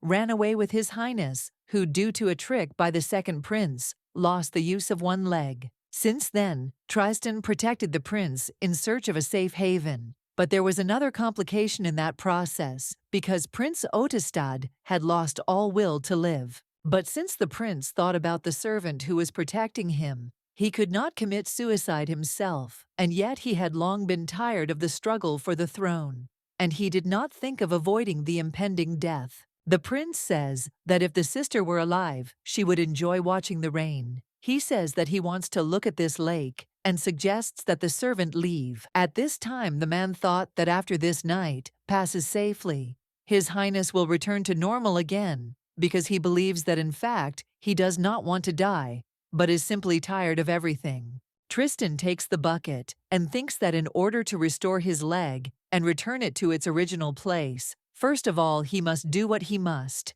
Suddenly, he heard a woman scream. The servant understood that the scream was heard from afar, even through the heavy rain, and he thought that this could not be, and then he threw the bucket and thought that this was a chance, because it could awaken the will to live of His Highness. Tristan turns to the gentleman and says that it looks like something happened at the winery, because he heard the piercing screams of Lady Leroy. At this time, Kyle asks the girl if she thinks she can handle his anger. At this time, she understands that in order to save Nana, she needs that antidote, and therefore understands that she can no longer retreat. The guy says that he came later than the promised day on purpose, and instead of gratitude, she hurt his neck, and then he says that he assumed that she would not obediently follow him, and says that the only antidote he brought was going to be used on her. Hearing this, the main character thought about what it meant. He poisoned the sword from the very beginning in order to wound her and take her away. Kyle asks why she is angry because she knew what kind of person he was. Ciela says that he is a damned bastard, and he agrees with her and says that he is, and then says that from now on, she will go with the damned bastard. Kyle raised his sword in order to wound the main character. At this time, the girl closed her eyes and thought that she wanted someone to help her. The next day, the main character heard her name being called, and when she opened her eyes, she realized that she was in her bedroom and didn't know what had happened, because she definitely. Victor says that it looks like the lady woke up safe and sound. Helena asks the lady if she is in pain anywhere. Ciela wonders if she is sleeping. The girl says in surprise that the lady had been unconscious for 2 days and had only just woken up. Hearing this, the main character is surprised and asks if she has been lying down. For this time, Helena suggests not to say anything more about sleep because she will make sure that she does not fall asleep again. Ella asks what happened to Kyle, and the girl asks what she remembers from the last. At this time, the main character thought that the last thing she remembers is how Kyle swung his sword at her, and she doesn't know if she can tell this because in fact she is worried. Helena reports that this crazy second son tried to harm her, but fortunately, Odd discovered it and stopped him. Hearing this, the lady thought that it seemed he saved her, and the girl says that if it weren't for Mr. Ode, she could. The lady asks what is wrong with Nana since she knows that she was poisoned. The girl says that she is fine because she was given an antidote that was lying nearby, and she recently came to her senses. Helena says that she will call Nana and suggests that the lady rest because she understands that she just woke up and asks if she wants to get up. When the lady was left alone, she thought about what she wanted to ask what they did with Kyle, but she was glad that Nana was okay. The main character does not understand how the man in the house by the lake could save her, because what he said that being neighbors, they could come running to each other's aid in case of something did not mean much to her, and therefore she thinks that she should thank him for the help he provided. A few hours later, the lady asks the mistress if she is sleeping. Ella replies that she is not sleeping and offers to come in. Ciela says that she was scared by those words, that she would not let her sleep, and that is why she did not go to bed. Helena says that although she told him that she just woke up and she was feeling a little bad, Mr. Ode said that he personally wanted to see that she woke up. And the lady thanked the girl. Helena says that she will be at the door, and if something happens, then knock or call. The main character invites the gentleman to come in, and he thanks her for the invitation. At this time, the lady thought that he sat a little far away for the conversation, and thinks that it was on purpose, so as not to cause her inconvenience, and she does not know why, but she is comfortable being alone with Odom. Ella thought that judging by the fact that she froze in front of Kyle, who wanted to attack with a sword, it meant that her fear of men had not yet passed. The lady says that if it weren't for his help, she wouldn't be here. And then she says that if he wants something in return, he can calmly say so. Victor says that he does not want to receive anything from her at all, and therefore he does not need anything in gratitude. Odd reports that he still missed the main culprit, and therefore believes that his help was not so ideal. Hearing this, the main character realized that Kyle had escaped,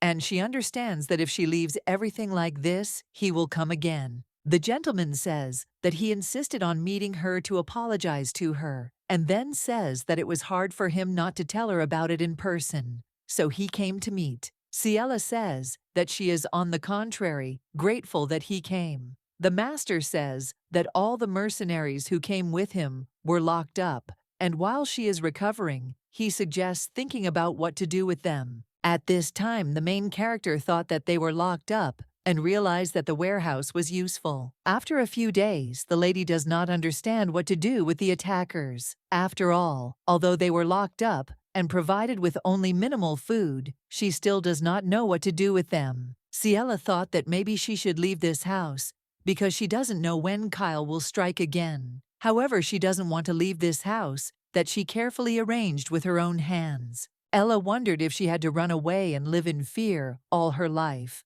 But she realized that she couldn't live like that forever because she would rather kill Kyle and go to jail. The main character understands that if she runs away every time, she will be haunted by anxiety and believes that it is impossible to live like that. When the lady went out into the corridor, Lena asked if she needed anything. The main character said that she was going to interrogate the men locked in the warehouse. Hearing this, the mercenary was surprised and then asked if she wanted to do it personally. Ella claims that she must decide her business herself because Kyle found out about her location, and she definitely wants to ask about it. At this time, Camelia tells the Duke that she thought it was too early to send Louis to the academy. The gentleman says that then as now, he will call tutors to the mansion because he understands that the issue regarding the academy will be decided a little more carefully. The girl asks if he has a headache today too, and he suggests not to worry about it. Camelia asks how she cannot worry about tacos.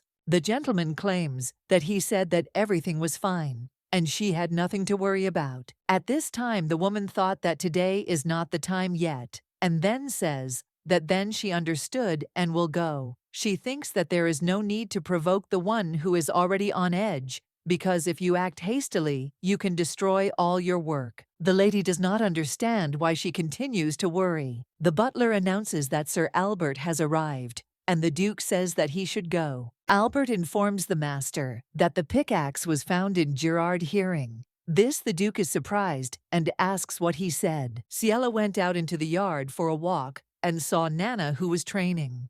The mercenary says that it is her fault because she believes that if she were a little stronger, the mistress would not be in danger. The main character says that she definitely did well because she believes that it was just an accident that no one expected. Nana objects and says that she should have been stronger, and says that from now on she will train without stopping. At this time, the lady thought that it was very hard for her, because after that incident, all she did was train. And she was sad because Nana was exhausting herself because of her. But seeing her serious look, she couldn't bring herself to say anything to her. The mercenary asks the lady where she is going. She replies that she wants to go to the warehouse for a while. Lena says that Ciela wants to interrogate those people personally. Nana says that it might be a little dangerous, and then says that she will go with them. At this time, the main character thought that, although she was a little trembling because of the interrogation, she thought that it was probably better to overcome dangers together than to remain safe in a place similar to a prison.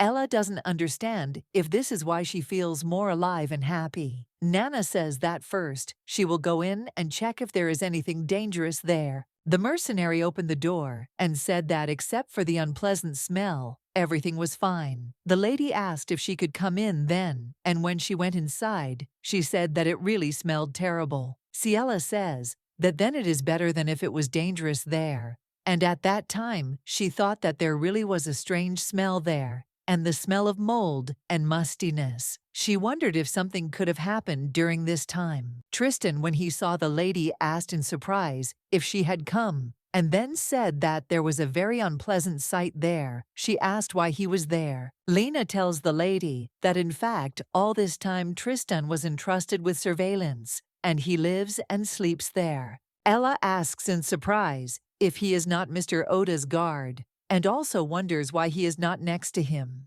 The man at first did not know what to answer, and then says that he sincerely asked the master that he wants to guard this place. He says that the master tried to dissuade him and said that Ella would feel burdensome, but since he was stubborn, he did everything his own way, and then asks the lady for forgiveness. The main character objects and says that everything is fine, and then suggests that he stand up first. She says that it did not cause her any problems at all, and she was just a little surprised. Tristan asks if she was surprised because of him, and also wonders how he should pay for this sin. The lady objects and says that she was not surprised, but only confused. The servant says that he made her rub herself and then asks for forgiveness. Ciela claims that everything is fine and there is no need to apologize, just let him calm down. Hearing this, the mercenaries began to laugh, and Lena asks when they will conduct the interrogation. Ash thought that Ciela was trying to move the safe to Gerard,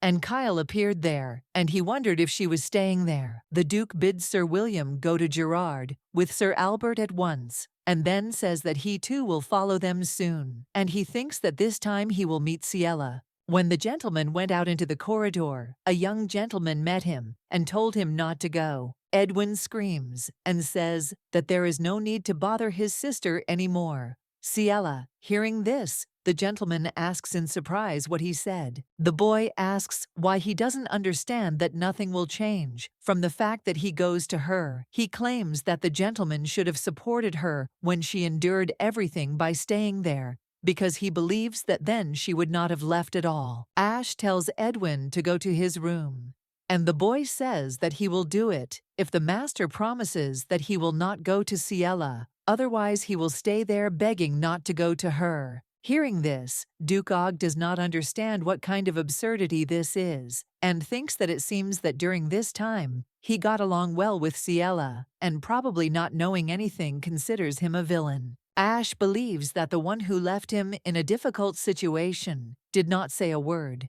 despite the fact that they were bound by a contract, was precisely Ciela. The Duke says that his demands are simply due to simple stubbornness, and therefore no matter what he says, his plans will not change, and he is only wasting his time. Edwin asks why he doesn't listen to people. Dennis turns to the young master and says that he can't cause trouble for the already busy Duke, and then takes the boy by the hand and says that he will walk him to the bedroom. The young gentleman asks the Duke why he hasn't thrown this man out yet. The butler's son turns to the boy and says that no matter how much he hates him, it still does not give him the right to falsely accuse him. Edwin reports that on that day he was pushed by a suspicious man he was with and almost died when he hit his head on the wall. The boy screams and says that although he clearly saw how he was being attacked, he did not prevent it in any way, and then asks what the false accusation is.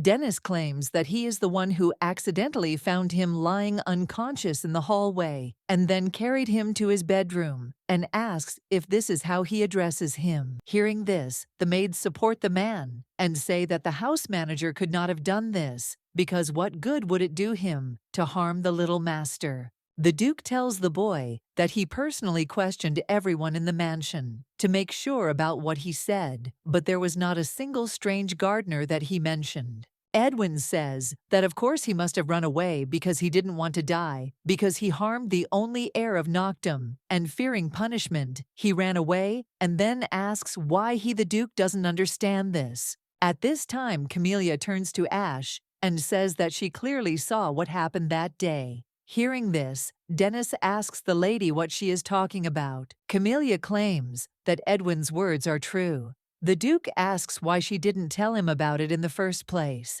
She says that she simply thought that the incident was a mistake, since she didn't think that the gardener had any malicious intent to harm Louis. The woman says she thought the manager was simply frozen in shock over what had happened. Ash then asks why she didn't decide to hide it until the very end, and now tells about it. Lady replies that it seemed to her that he might doubt Louis because she thinks he is lying. The Duke turns to the servant and tells him to bring out the house manager. Dennis hears this and claims that it is a lie. In the evening, the young gentleman asks Camellia why she lied, because he knows that she was sick that day and spent the whole day in her room. She says that sometimes there comes a time when you need to lie, and then says that he doesn't know yet.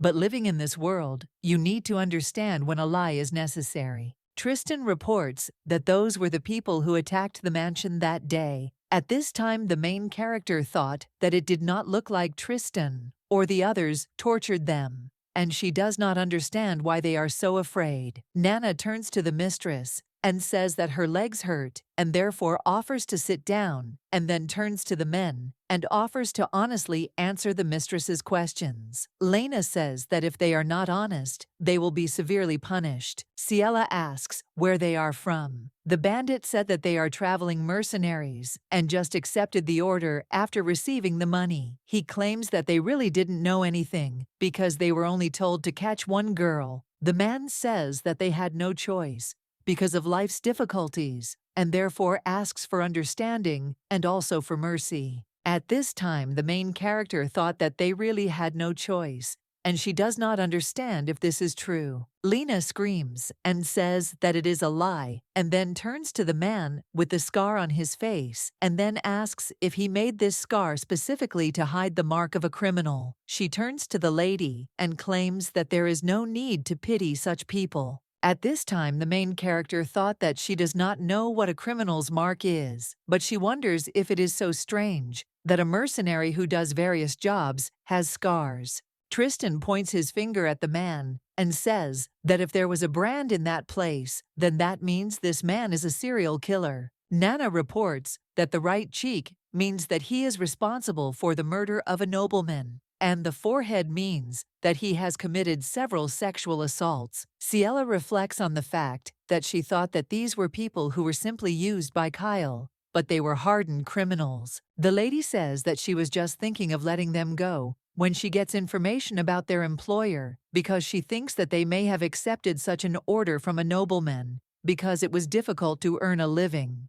And then she says that if they are given the opportunity, they are ready to commit horrific crimes. Hearing this, the mercenaries scream and say that this is not so, and then claim that she got it all wrong. Ella doesn't understand what the point is in getting information from people like them, and believes that in this case, she has no other choice but to do something herself. The girl believes that home security is a priority. She asks Taylor to recommend people who will be engaged in security. After all, since she introduced the main character to Nana and Lena, she is sure that she will choose good people. Ciela thinks that she needs to contact Leonard next, although she doesn't like it at all, because she believes that the head of the Leonard family is needed to deprive Kyle of his noble status. The main character thought that if Kyle became a commoner, then even if he attacked her, he could immediately execute him. Helena tells the lady that she brought the tea she was talking about because she thinks that this tea seems to be to her taste. The lady says that she is right because today she has already drunk 3 cups of this tea and thinks that maybe it is because she made this tea. The girl explains that in fact Mr. Odd sent various tea leaves and this tea is one of them.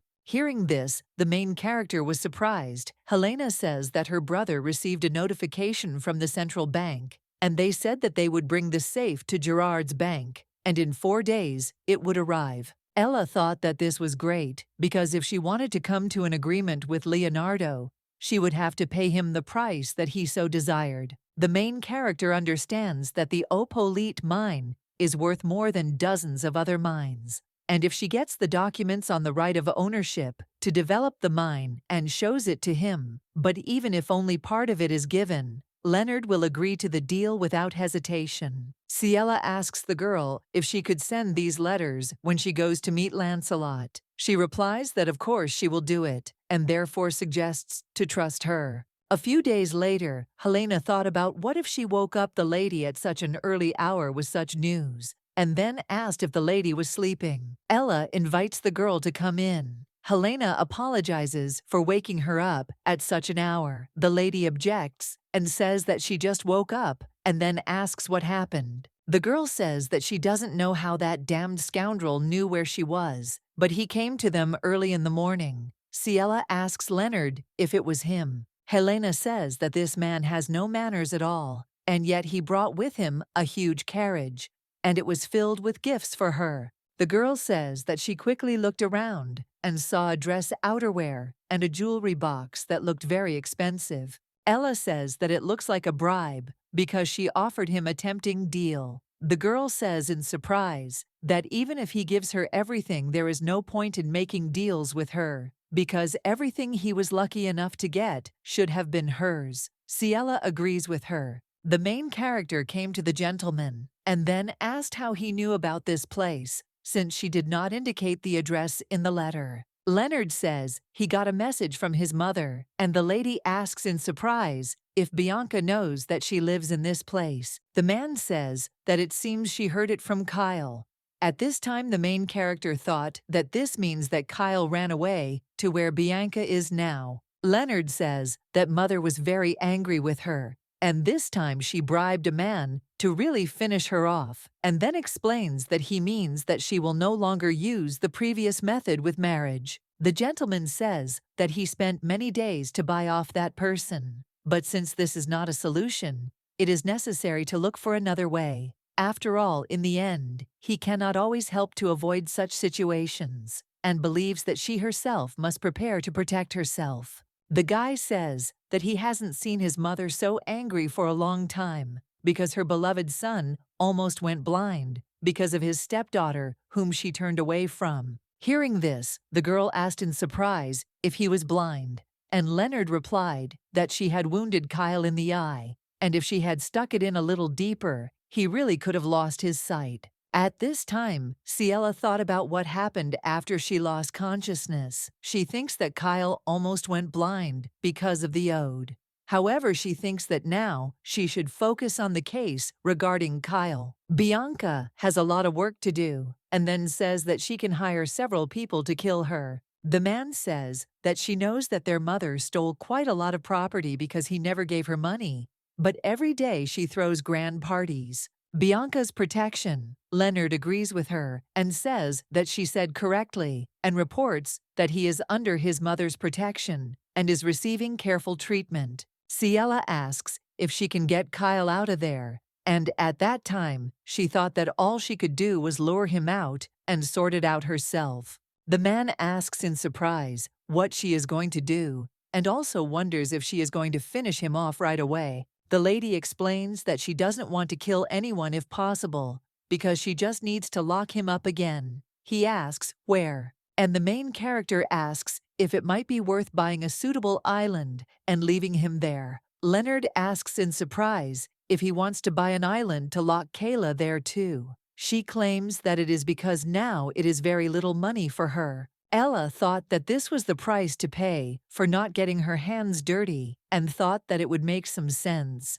After all, she didn't want to become a criminal because of a person like Kyle. The girl thought that she wanted to live happily and then asked to kick Kyle out of the family because then she would forget all the mistakes that he had previously made in front of her. Ciela informs him that she will give him part of the rights to the extraction of the opalite that he wanted so much. Leonard says that in order to kick Kyle out of the family, you need to prove that there are good reasons for it. She argues that he just needs to come up with a reason for expulsion. The man explains that he wants to say that her help will be needed too. Hearing this, the main character thought that he was expecting this and then asks him what he thinks, why she gives him so much money. The gentleman says that he knows, but that boy knows how to show gentlemanly manners in front of others. And he loses his composure only when it comes to her, and in order for him to make a big mistake, he needs her. Ciela asks what kind of help he expects from her. He says that this time she will have her first debut, and then when Kyle hears this news, he will be so shocked that he will run to her and thinks that then he will definitely screw up the day when she debuts in front of a large crowd. Leonard says that he can ask his wife to host a banquet,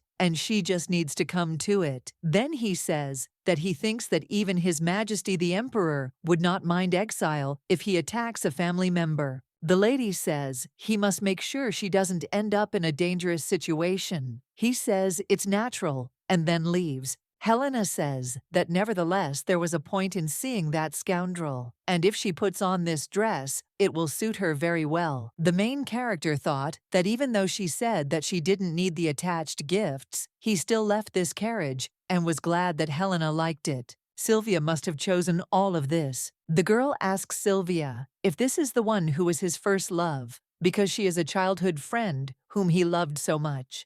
She remembers that Leonard once told her that their father was actually a groom for a baron, and that this gentleman had a daughter named Sylvia, and he met her when he came to the stable with her father. They started dating, but Sylvia's parents were against it, so they had to break up. But after the main character's father and his mother got married, they became part of the Count's family, and Leonard was able to successfully marry Sylvia. At this time, Ella thought that listening to Leonardo's romantic love story, she at least thought he was a good man for Sylvia. However, he behaved like a person who is obsessed with Camellia, and it is strange that not only he but also other people. Helena tells the lady that she heard that the lady is going to Duke Noctum, and says that if it is difficult, then do not hesitate and be sure to contact her.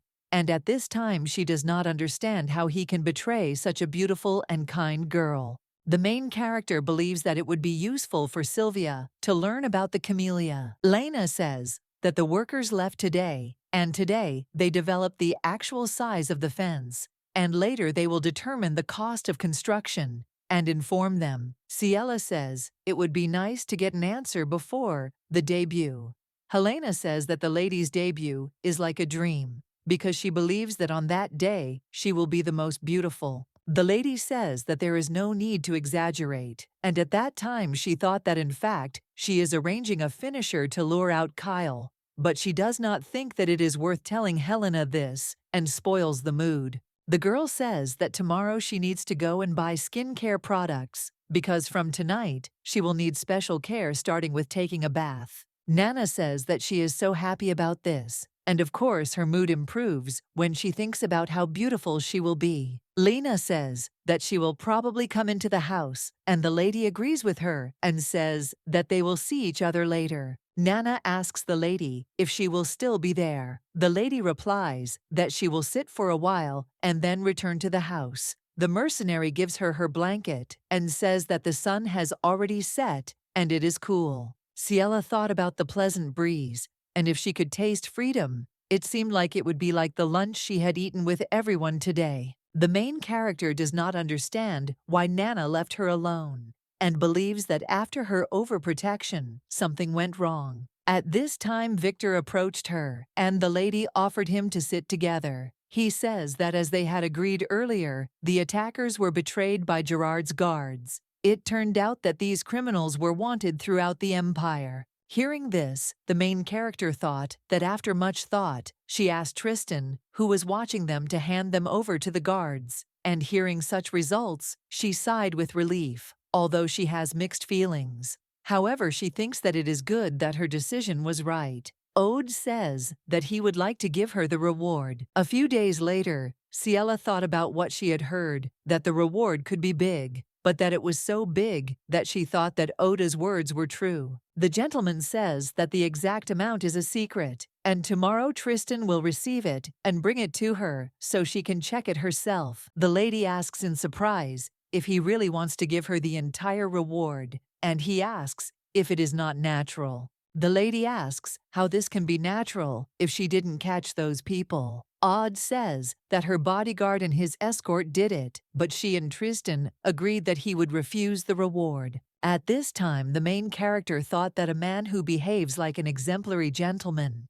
It is hard to believe that he almost drove Kyle blind. Ella asks the man if it is true that he refused the reward. Tristan says that it is true. The lady thanks them for their kindness and then says that they cannot accept all of this, and she would like to split the reward in half. The man objects and says that they cannot get money for interfering in their case at their own discretion. The lady says that she would feel more at ease if they shared the reward, and then asks if they could do so. Tristan agrees and says that he will go outside to visit Nana and suggests that she take a rest. Helena, seeing the man, asks why he froze and then offers him a glass of cool water in the kitchen. He thanks her. The girl pours water and asks why Mr. Ode did not come with him. He replies that the gentleman has been busy with his own affairs lately. Helena says that his leg must be causing him problems, and then asks if it's okay to let him go alone like that. Tristan says that they actually found a way to cure the master's leg, and then says that they won't see him for a while, and for starters, he'd be glad if she kept it a secret. The girl says that she doesn't know why, but she will definitely keep it a secret, and at that time, she thought that she would really like to tell this to the lady right now, but she understands that she must endure and not talk about it. At this time, the guy does not understand what he is doing there, and what he forgot there, because Camellia said that the Duke was very angry with him, and therefore believes that there is no need to provoke him here, and therefore suggests that he slowly disappear. The woman says that she will contact him later herself, but he needs to lie low. The father asked his son how he could communicate with strangers, since he never taught him to do so. He suggests being grateful to the Duke for allowing him to leave in good health. At this time, the boy thought that he was the one who would replace his father and become the chief butler of the Duke's residence,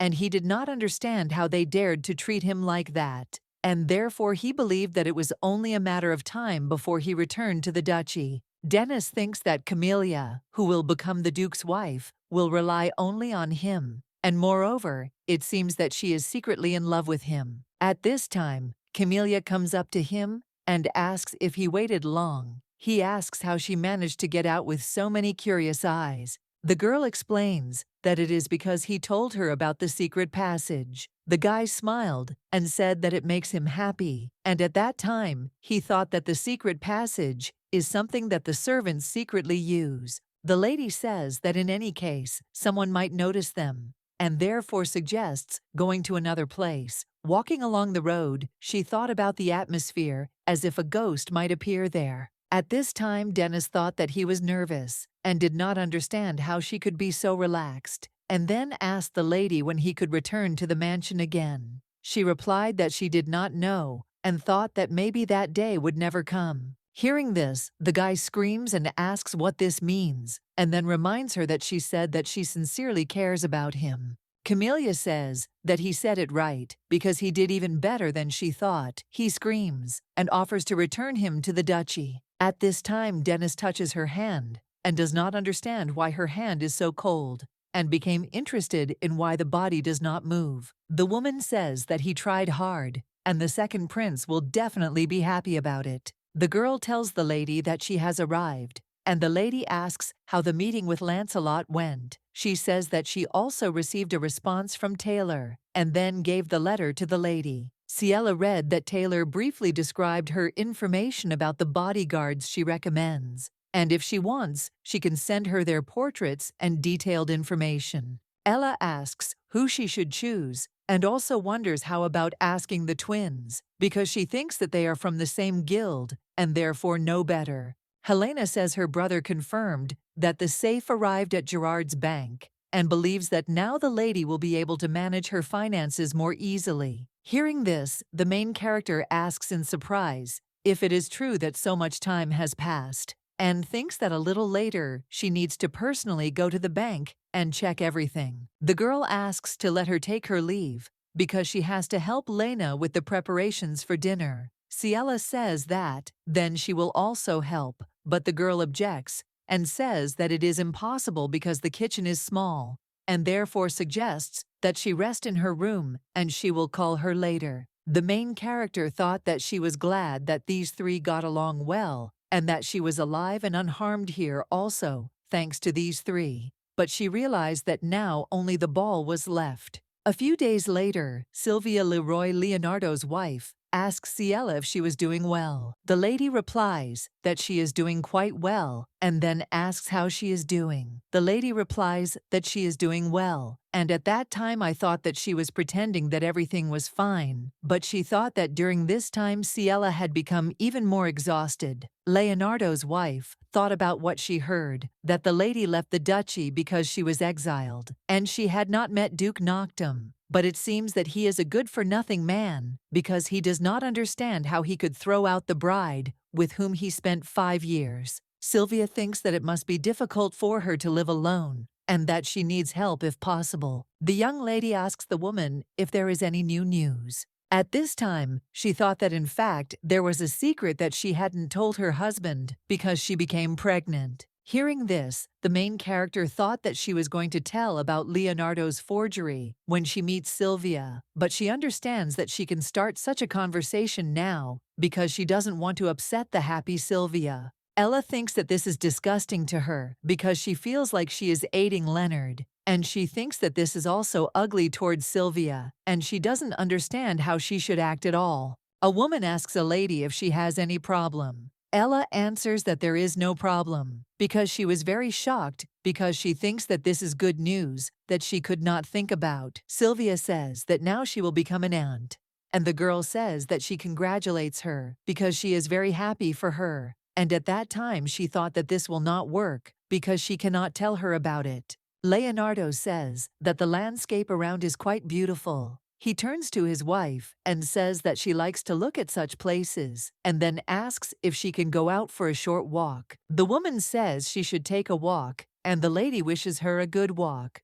The gentleman says that it is unknown what Kyle might do, and therefore it is planned to hold the ball as soon as possible, and then reports that his wife also said that it would be better that way. Ciela asks in surprise what this means. He explains that Sylvia will be the host of the ball. The girl understands that at this stage they have to lure Kyle out, and the fact that his wife is pregnant is a secret for him. The main character understands that if this continues, it could be dangerous for Sylvia's child. Ella wonders if Sylvia will be the host of her dobiete. He says that he already said that he will ask his wife to arrange a ball. She says that she remembers it. Leonard reports that his wife was so happy when she found out that she would be personally decorating the ball, at which she would make her debut. Hearing this, the lady thought that if she told Sylvia about their plan, she would be less shocked but would try to stop the ball. However, if she told Leonard, he would exclude her from the plan, which would be suspicious, and she realized that now was not the time to come up with another plan.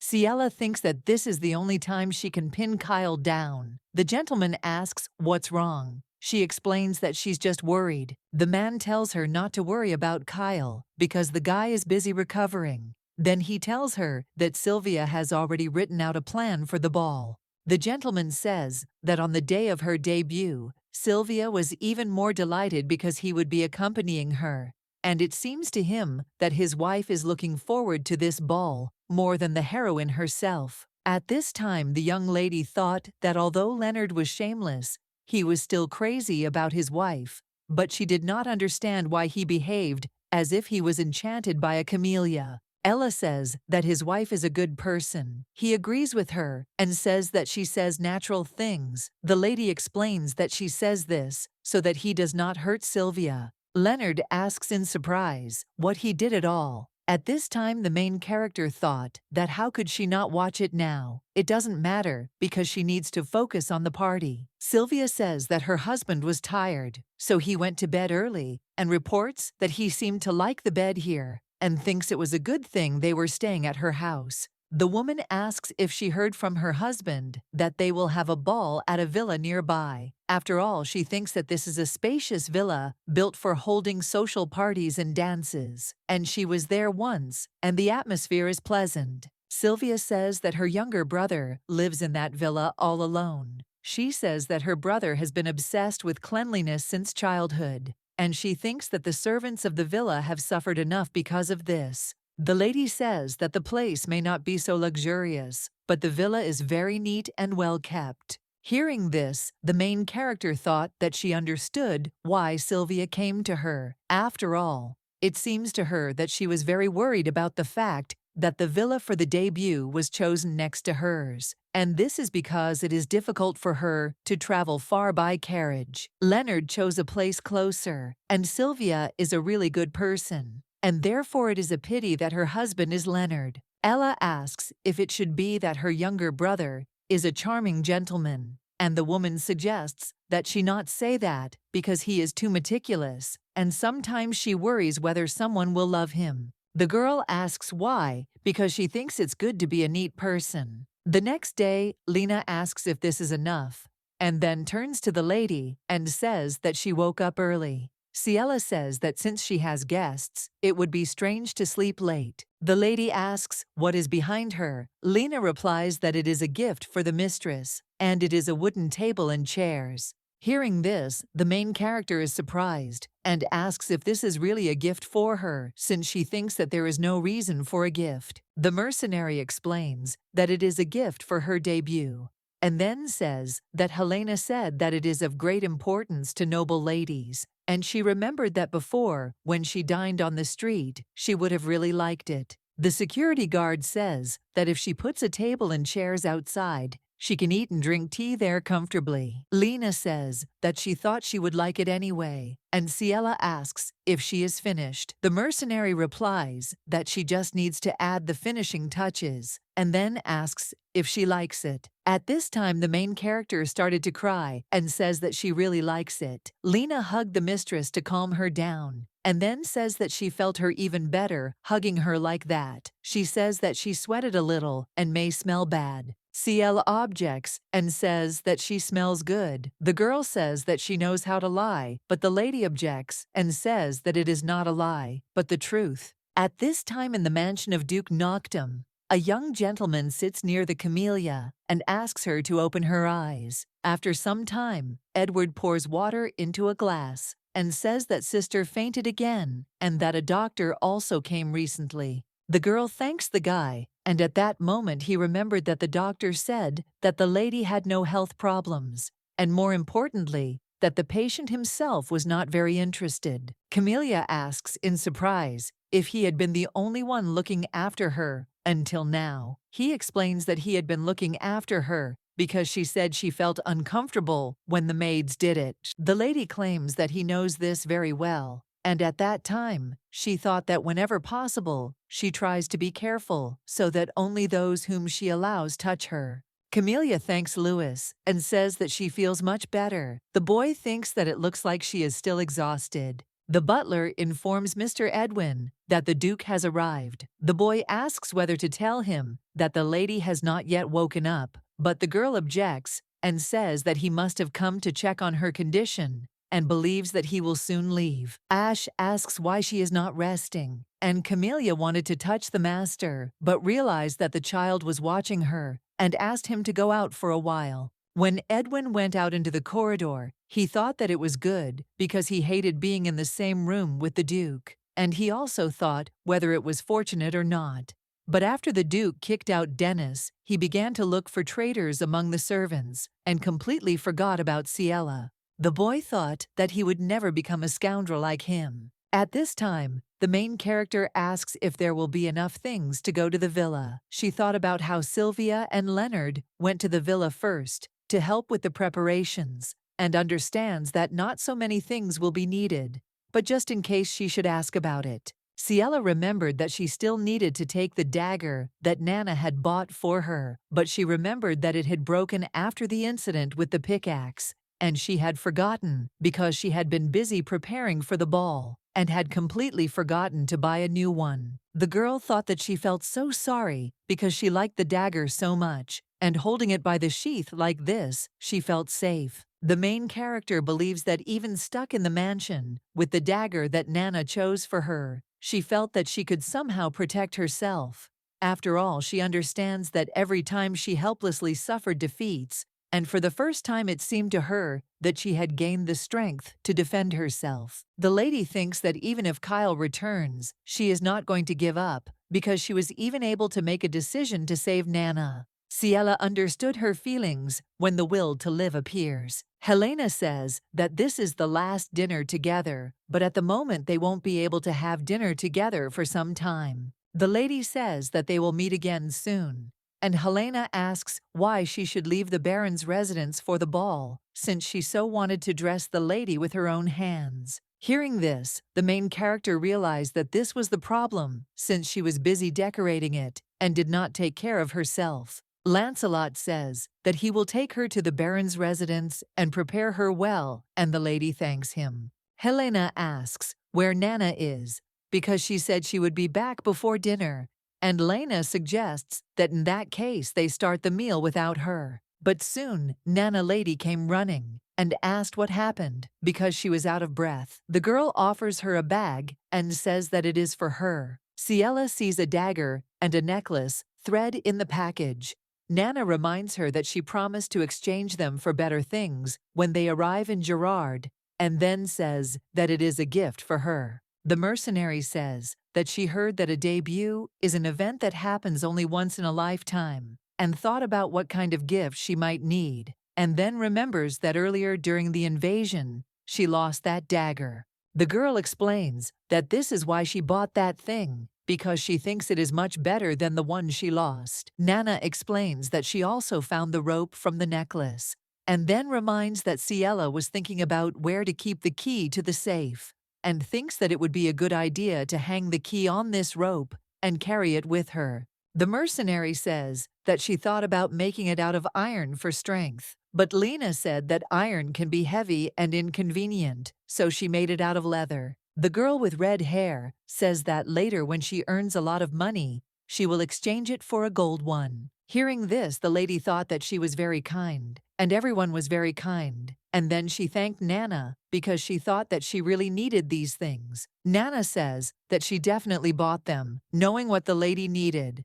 Ciela claims that she will keep them all her life, and she is really happy. The mercenary reports that she likes it. At this time, Helena suggests that they wait, and then screaming announces that she will prepare an even more wonderful gift to impress the lady. The main character thought that the anxious days disappeared, as if it was not true, and were replaced by happy days and vice versa. She is looking forward to the debut.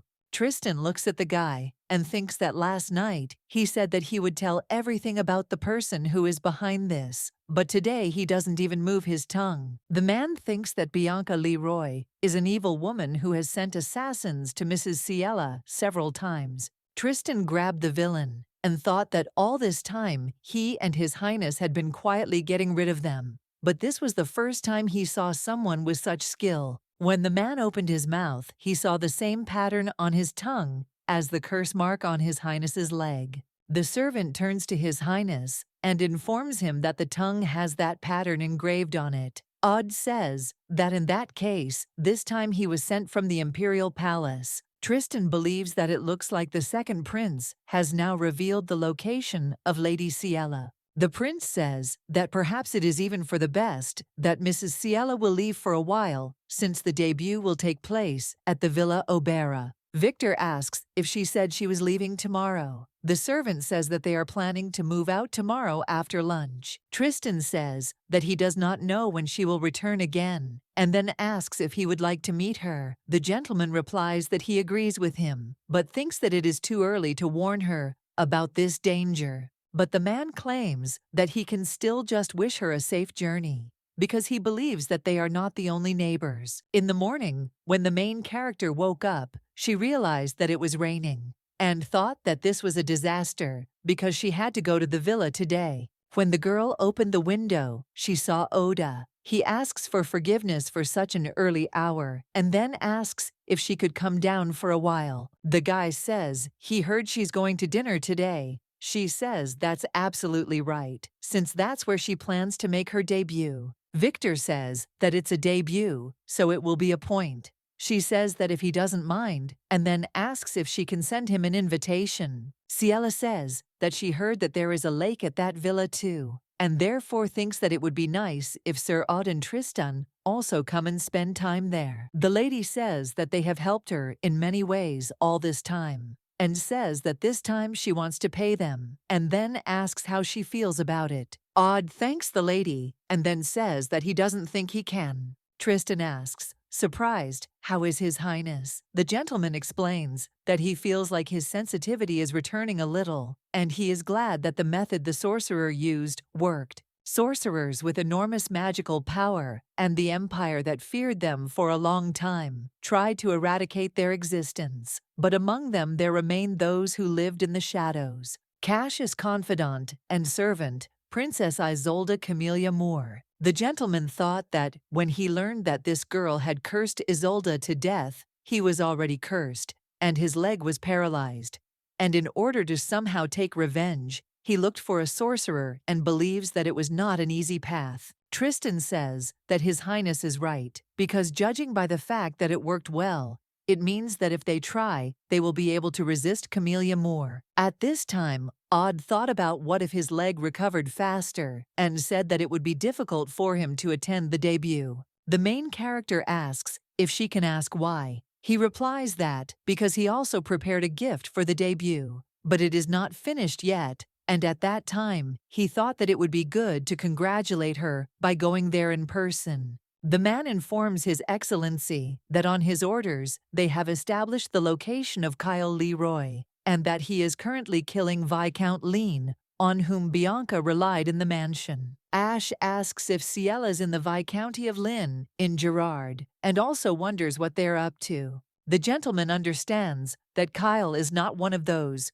who would leave Ciela alone and go away even when he saved her. After all, he understands that the obsession he showed is similar to a disease, and this is a terrible disease that cannot be cured. Ash orders Sir Albert to keep an eye on Viscount Lynn's mansion. Yi reports that he is going to Gerard. After all, he understands that right now, the second Prince Cassius is forcing him to give him Ciela, and the girl does not know what a dangerous situation she has found herself in. I believe that if she finds out, she will leave the duchy. A few days later, Nana says that it is a nice villa, and the main character says that she is right, and thought that finally they arrived in Ober, and she knows that there will be a ball on the occasion of the debut. The man greets the ladies and says that he is close to Baron Leo's family. Then he says that they have come a long way and informs them that Sylvia Laura is his sister. The lady says,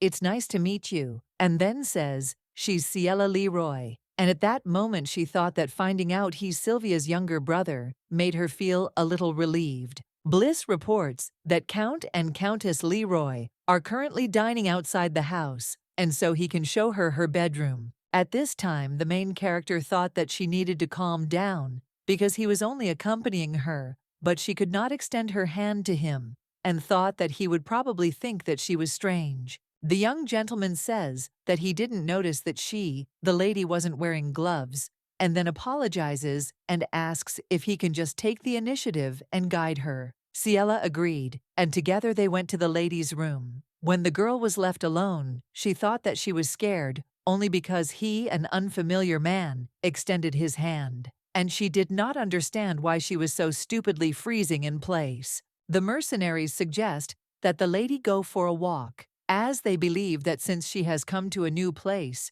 she needs to look around the area. Nana says that she saw earlier that they have a nice garden, and then reports that they have already brought all the things. Lena asks if the lady is tired, and at this time the main character thought that it seems she made everyone worry and agrees to go for a walk with them. Ciela thought that there was still time left before the debut, and therefore it was possible that they would still encounter him. At dinner that same day, Sylvia asks in surprise whether Bliss greeted her politely, since she believes that this cannot be the case. The main character heard this and did not understand what could be happening and what it meant. The woman claimed that this could not be happening, and then asked if he was being picky. The lady says that everything is fine, and Sylvia says that it seems that she speaks about her brother out of kindness, but says that it still does not give her peace, and then suggests that they continue their meal because she is just going to check on Bliss. Ciela says that if we talk about politeness, then she made a mistake. Leonard asks what mistake she is talking about. The girl explains that she couldn't take his hand when he extended it to escort her. It was awkward, but he still apologized to her out of politeness. The gentleman suggests not to blame yourself because he thinks it is his fault because he asked him to escort the girl instead of him. And then he suggests just thinking about preparing for the ball because he thinks that is the most important thing now. A few days later, the lady asks if the dress will be suitable, and also inquires if the invitations are finished. The girl answers that everything is fine, and Sylvia says that now she can breathe a little easier and asks Ciela if it is not difficult for her. The main character says that she is worried that it is more difficult for her than for her, but the woman objects and says that it is nothing like that. The butler informs Madame that the organizer has already prepared the flowers. Sylvia apologizes and says that she needs to leave for a short while. The lady says everything is fine and then asks if there is anything she can do to help. Madame suggests that she just rest since tomorrow afternoon they will finally finish with the invitations. When the girl was left alone, she remembered the words of the ode, that it would be difficult for him to attend the debut. She understands that even though she heard these words, she still wants to give him the invitation, because she thinks that he will be burdened if he receives it. Ciela thought that she should go out and get some fresh air, because she heard that there was a garden and a pond there. Sitting near the pond, the girl thought that her mood had changed immediately, and she thought that she should have gone out earlier. Suddenly she saw Bliss. The guy apologizes for disturbing her, and then says he's going somewhere else. The lady says she doesn't mind, and thinks there's no need for him to go. Bliss says that he thought she was uncomfortable being around him. The girl says that it is true because she is uncomfortable, and then says that it is because the problem is in her. The gentleman says that in fact at that moment he felt relief that he did not touch the man who had bare hands. Hearing this, the girl was surprised,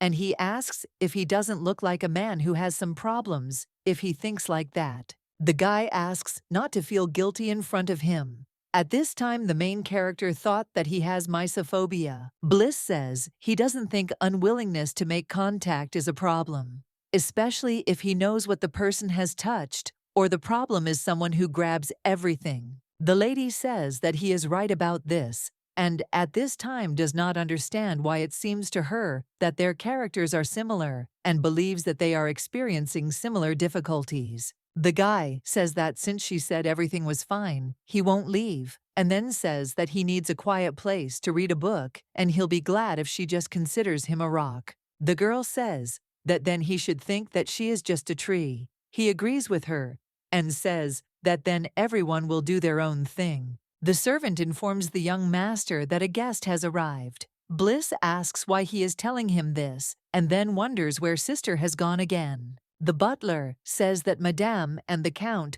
left together with the organizer, and the young gentleman asks who came at all. The wind thinks that there were no agreements. He explains that Madame Bianca came. Hearing this, the main character was surprised because she does not understand why stepmother is there and thought that maybe her son Kyle came with her. She does not know what to do with their plan. Bianca asks the girl if she was in this place all this time, and also asks what she is doing, and suggests that she quickly go to her mother. Ciela doesn't know why her mother came to her, and also thinks that she didn't come to finish her off with her own hands. The lady turns to the woman and tells her that they say she bribed people to kill her. Hearing this, the woman was surprised that she even dropped her mug of tea on the floor. Bianca says that her daughter suddenly started talking nonsense, and that's why she dropped her cup of tea. The girl asks if she blames her for that. The woman says that this is an expensive carpet, and at that time the lady thought that before her mother was the same, because it didn't matter what, and if trouble happened, she blamed her for it and made her feel remorse, and believed that it was not her mistake at all. The Marquise asks what to do, because it's a pity to lose such a carpet.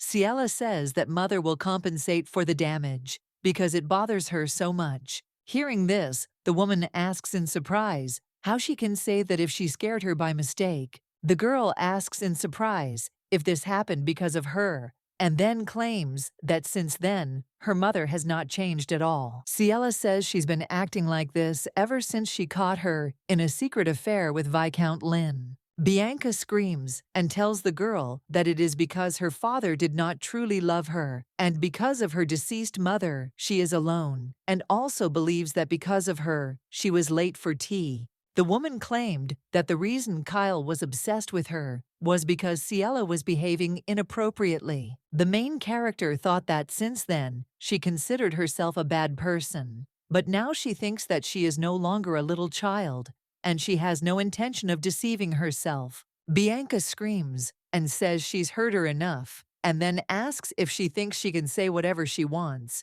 She says she just wanted to talk to her. The lady says she heard she had a Kyle, and then asks if she's not here to ask about how she got hurt.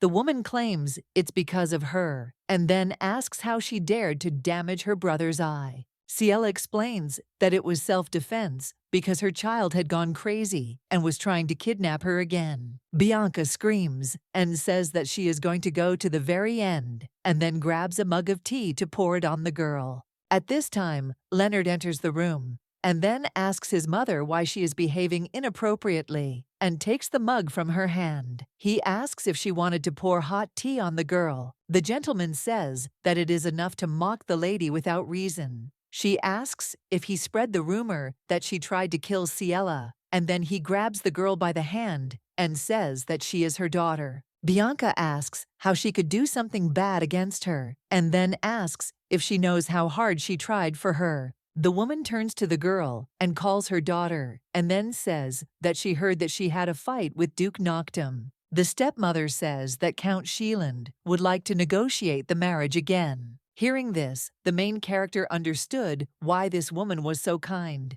because she understood that she wanted to sell her again. Ciela suggests that the woman leave and never appear before her again. She turns to the servants and orders them to show Madame out the door. Mom asks Leonardo if he will just stand and watch. She wonders how he, being a son, can do this to his mother, but Leonard is gone. The gentleman says that this is some kind of nightmare and then turns to the girl and says that she had a hard time. Leonard reports that after she left for the duchy, Mother pestered Sylvia and treated her the same way, and as soon as Mother arrived, he heard that Sylvia asked the butler to make sure that she did not run into Mother. The main character says that thanks to him, Sylvia could avoid suffering. He thanks her for these words and says that he really owes her. Ciela suggests stopping because he thinks it's enough for him to prepare the ball well, but he says that he will prepare everything without any problems and claims that everything will be perfect down to the last flower. The gentleman believes that Kyle will undoubtedly fall into their trap. Ash suggests that they go to Ciela immediately. Albert turns to His Excellency and reports that yesterday he sent a messenger to the duchy as soon as possible and believes that it looks like they missed each other. The Duke asks what he is talking about. The man explains that now Mrs. Ciela is not in Gerard, and according to the report, Count Leroy came to Ciela several times, and then the lady left with the Count. Albert claims that after confirmation, he immediately sent a messenger to him and a pursuit after the lady. Ash was surprised to hear this and asked when Ciela had left Gerard. He replied that about 15 days had passed since her departure, and so he sent 3 messengers during that time and asked if he hadn't heard anything. The Duke explains that he hasn't even met them. Albert says that in that case, he doesn't understand where they all disappeared to. Camelia asks the gentleman if he has returned and says that she heard that he went to Gerard but returned quickly. The lady claims that he has come a long way and therefore thinks that he should rest. At this time, the gentleman thought that Ciela didn't even have normal gloves and tells the lady that he has urgent business. She asks what business at such a late hour, and at this time understands that the magic doesn't work. Sylvia tells the main character that she is beautiful and thinks that tonight the ball will be perfect. The maid tells Madame that young Master Bliss has arrived. Sylvia turns to the young gentleman and says that he is late.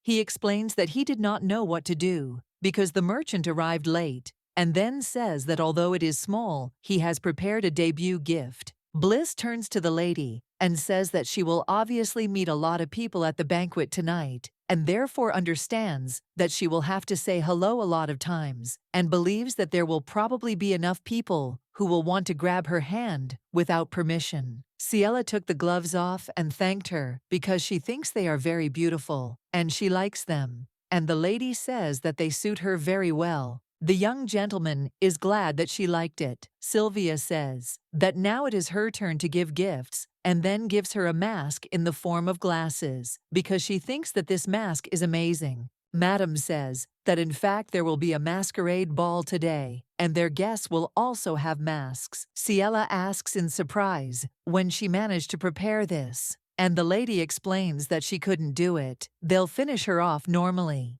And at that moment, she thought that of course, other people's masks decorated with jewels have a considerable price, but Ciela's mask is decorated with diamonds. The lady tells Ciela that today only she will shine, and the girl thanked her for such words. When the lady came to the ball, the mercenary said in surprise that many people came. Helena approached the main character and said that she missed her very much and also wondered if she had lived well. And then she turned to Nana and asked if everything was okay with her. Nana wonders what kind of manner of speech this is because she thinks that it is completely different from the way she speaks to Ciela. Helena asks if she thinks that the lady and Nana are the same to her and then claims that she is too cruel to her after so long. Helena turns to the lady and then asks her to guess who she met on the way here, and then says that he has been looking forward to meeting her for days. Hearing this, the main character wonders if this could be the case. The mercenary says that they will go and look around to see if there are any suspicious people there. Helena says that she wants to join them because she thinks that the 3 of them will be faster and therefore suggests that Ciela have a good time. The main character doesn't understand what's wrong with them, and at that moment, a man comes up to her and says that they haven't seen each other for a long time and asks if everything is okay with her. When the girl saw Oda, she was very happy because she thought that he would not come and she was also surprised because he walked calmly. She asked for forgiveness because she was so surprised, and it accidentally slipped out. The gentleman says that it's okay because he thinks that the treatment went well. Otestad says that she didn't wear the necklace with the key today. The lady explains that there are a lot of people outside and she hid the key just in case, so she wouldn't lose it. At this time, the main character thought that she could not say that she had removed it because they were expecting Kyle to attack. The prince says that it is excellent, and then shows the box that contained the necklace, and thinks that it will suit her very well, and then asks if she likes it. Ciela asks in surprise if it could be that this necklace is made of opal stone. The young gentleman explains that this is a debut gift that he told her about earlier, and says that he is glad that they were able to complete it before the start of the ball. Odd asks if she doesn't mind if he can put it on for her personally. She agrees. The prince says that it suits her very well, and says that this necklace will block any bad energy approaching her. The lady thanks. Leonard approaches them and turns to the lady and says that her bodyguards were hanging around on the street, and so he sent them to the banquet hall. The gentleman says that he did not know that there was a guest next to her. The prince says that they have not seen Count Leroy for a long time. The gentleman apologizes and then asks if he has met him before. Odd says that he seems to have not recognized him because of the mask, and then says that he is Tristan Root. Hearing this, the main character was surprised and thought that if he is the Marquis of Ruth, then she heard that the Marquis was the first prince who ran away with the knight, and she believes that if Tristan is the same Marquis of Rude, then Odd turns out to be the first prince of Otestad. The prince turns to Ciela and says that he was glad to talk, and then says that they will see each other in the banquet hall. At this time, the main character realized that he had called her name, and she became interested in how long he had known her full name. Leonard turns to the lady and asks how she met the Marquis. She replies that she doesn't know and then asks why he came. The gentleman says that there is not much time left before she goes to the ball and then invites her to take a walk. Leonard says that he said that if they see Kyle, they can just let him in without an invitation. And the lady asks if Kyle is definitely coming today. The gentleman says that knowing this boy, he thinks that he must have already arrived. At this time, Ciela looked back and saw Kyle with a sword in his hands. Kyle attacked Leonard. The girl grabs the man's hand and asks if he's crazy. Kyle asks the lady if she's decided to have fun without him, and then pulls the mask off her face and says that she's wearing such an unflattering mask. At this time, Leonard came to his senses after the blow and then pushes the pickaxe. The man says that he is really very angry now. Leonard suggests that the girl run away because he will delay him. He eliminated all the guards who were there,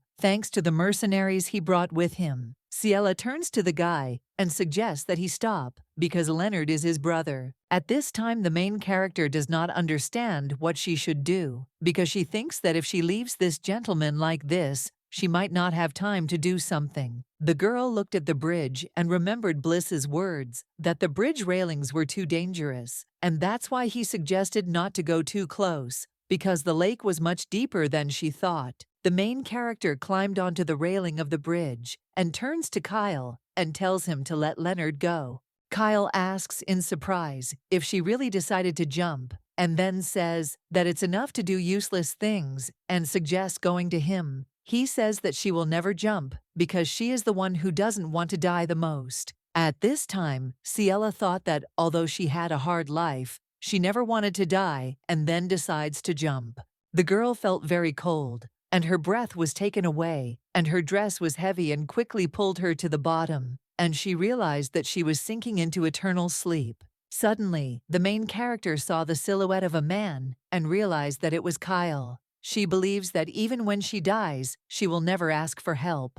The lady felt that the guy grabbed her. The main character remembered that when she was little, Kyle said that she really looked like a doll, and then he touched her hair and said that he wanted her for himself. Mother asks in surprise what he is saying to the girl who will be his sister in the future, and also suggests that he quickly apologized to Ciela. After hearing the girl's name, The boy says that he likes it, and then claims that she will only be friends with him from now on. At this time, Mr. Odd turns to Ciela. She screams and offers to let her go, and calls the master a damned bastard, then says that she will finish him off.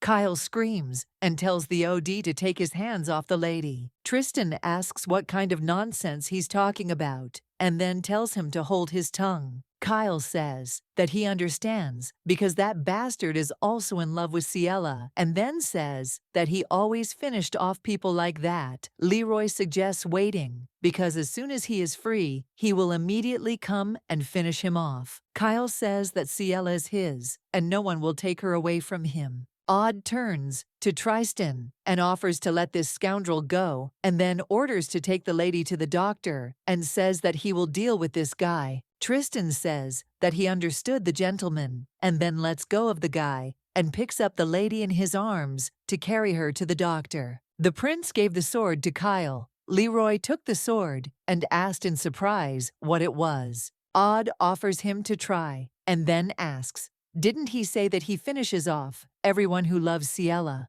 The prince says that he would just try to finish him off, of course, if he can. Hearing this, Kyle says that he is a scoundrel and therefore will do as he wishes. At this time, Helena came into the lady's room and asked if she was okay. The girl wondered how it happened that the lady fell into the water. Helena reports that Mr. Odd, and to be more precise, His Highness the Prince, and if it weren't for him, there would be a big problem. Hearing this, the lady was surprised, and then asked the girl how she knew this truth. Helena replies that she found out when they said the prince saved her, and she also heard why she decided to make her debut. And then she says that the first bastard told his wife everything when she got angry. Hearing this, the lady thought that Glory was to understand that everything was okay with Leonard. Helena says that Kyle was sent to the central prison for attempting to murder a member of the imperial family. And even though he is a noble, but having harmed the imperial family,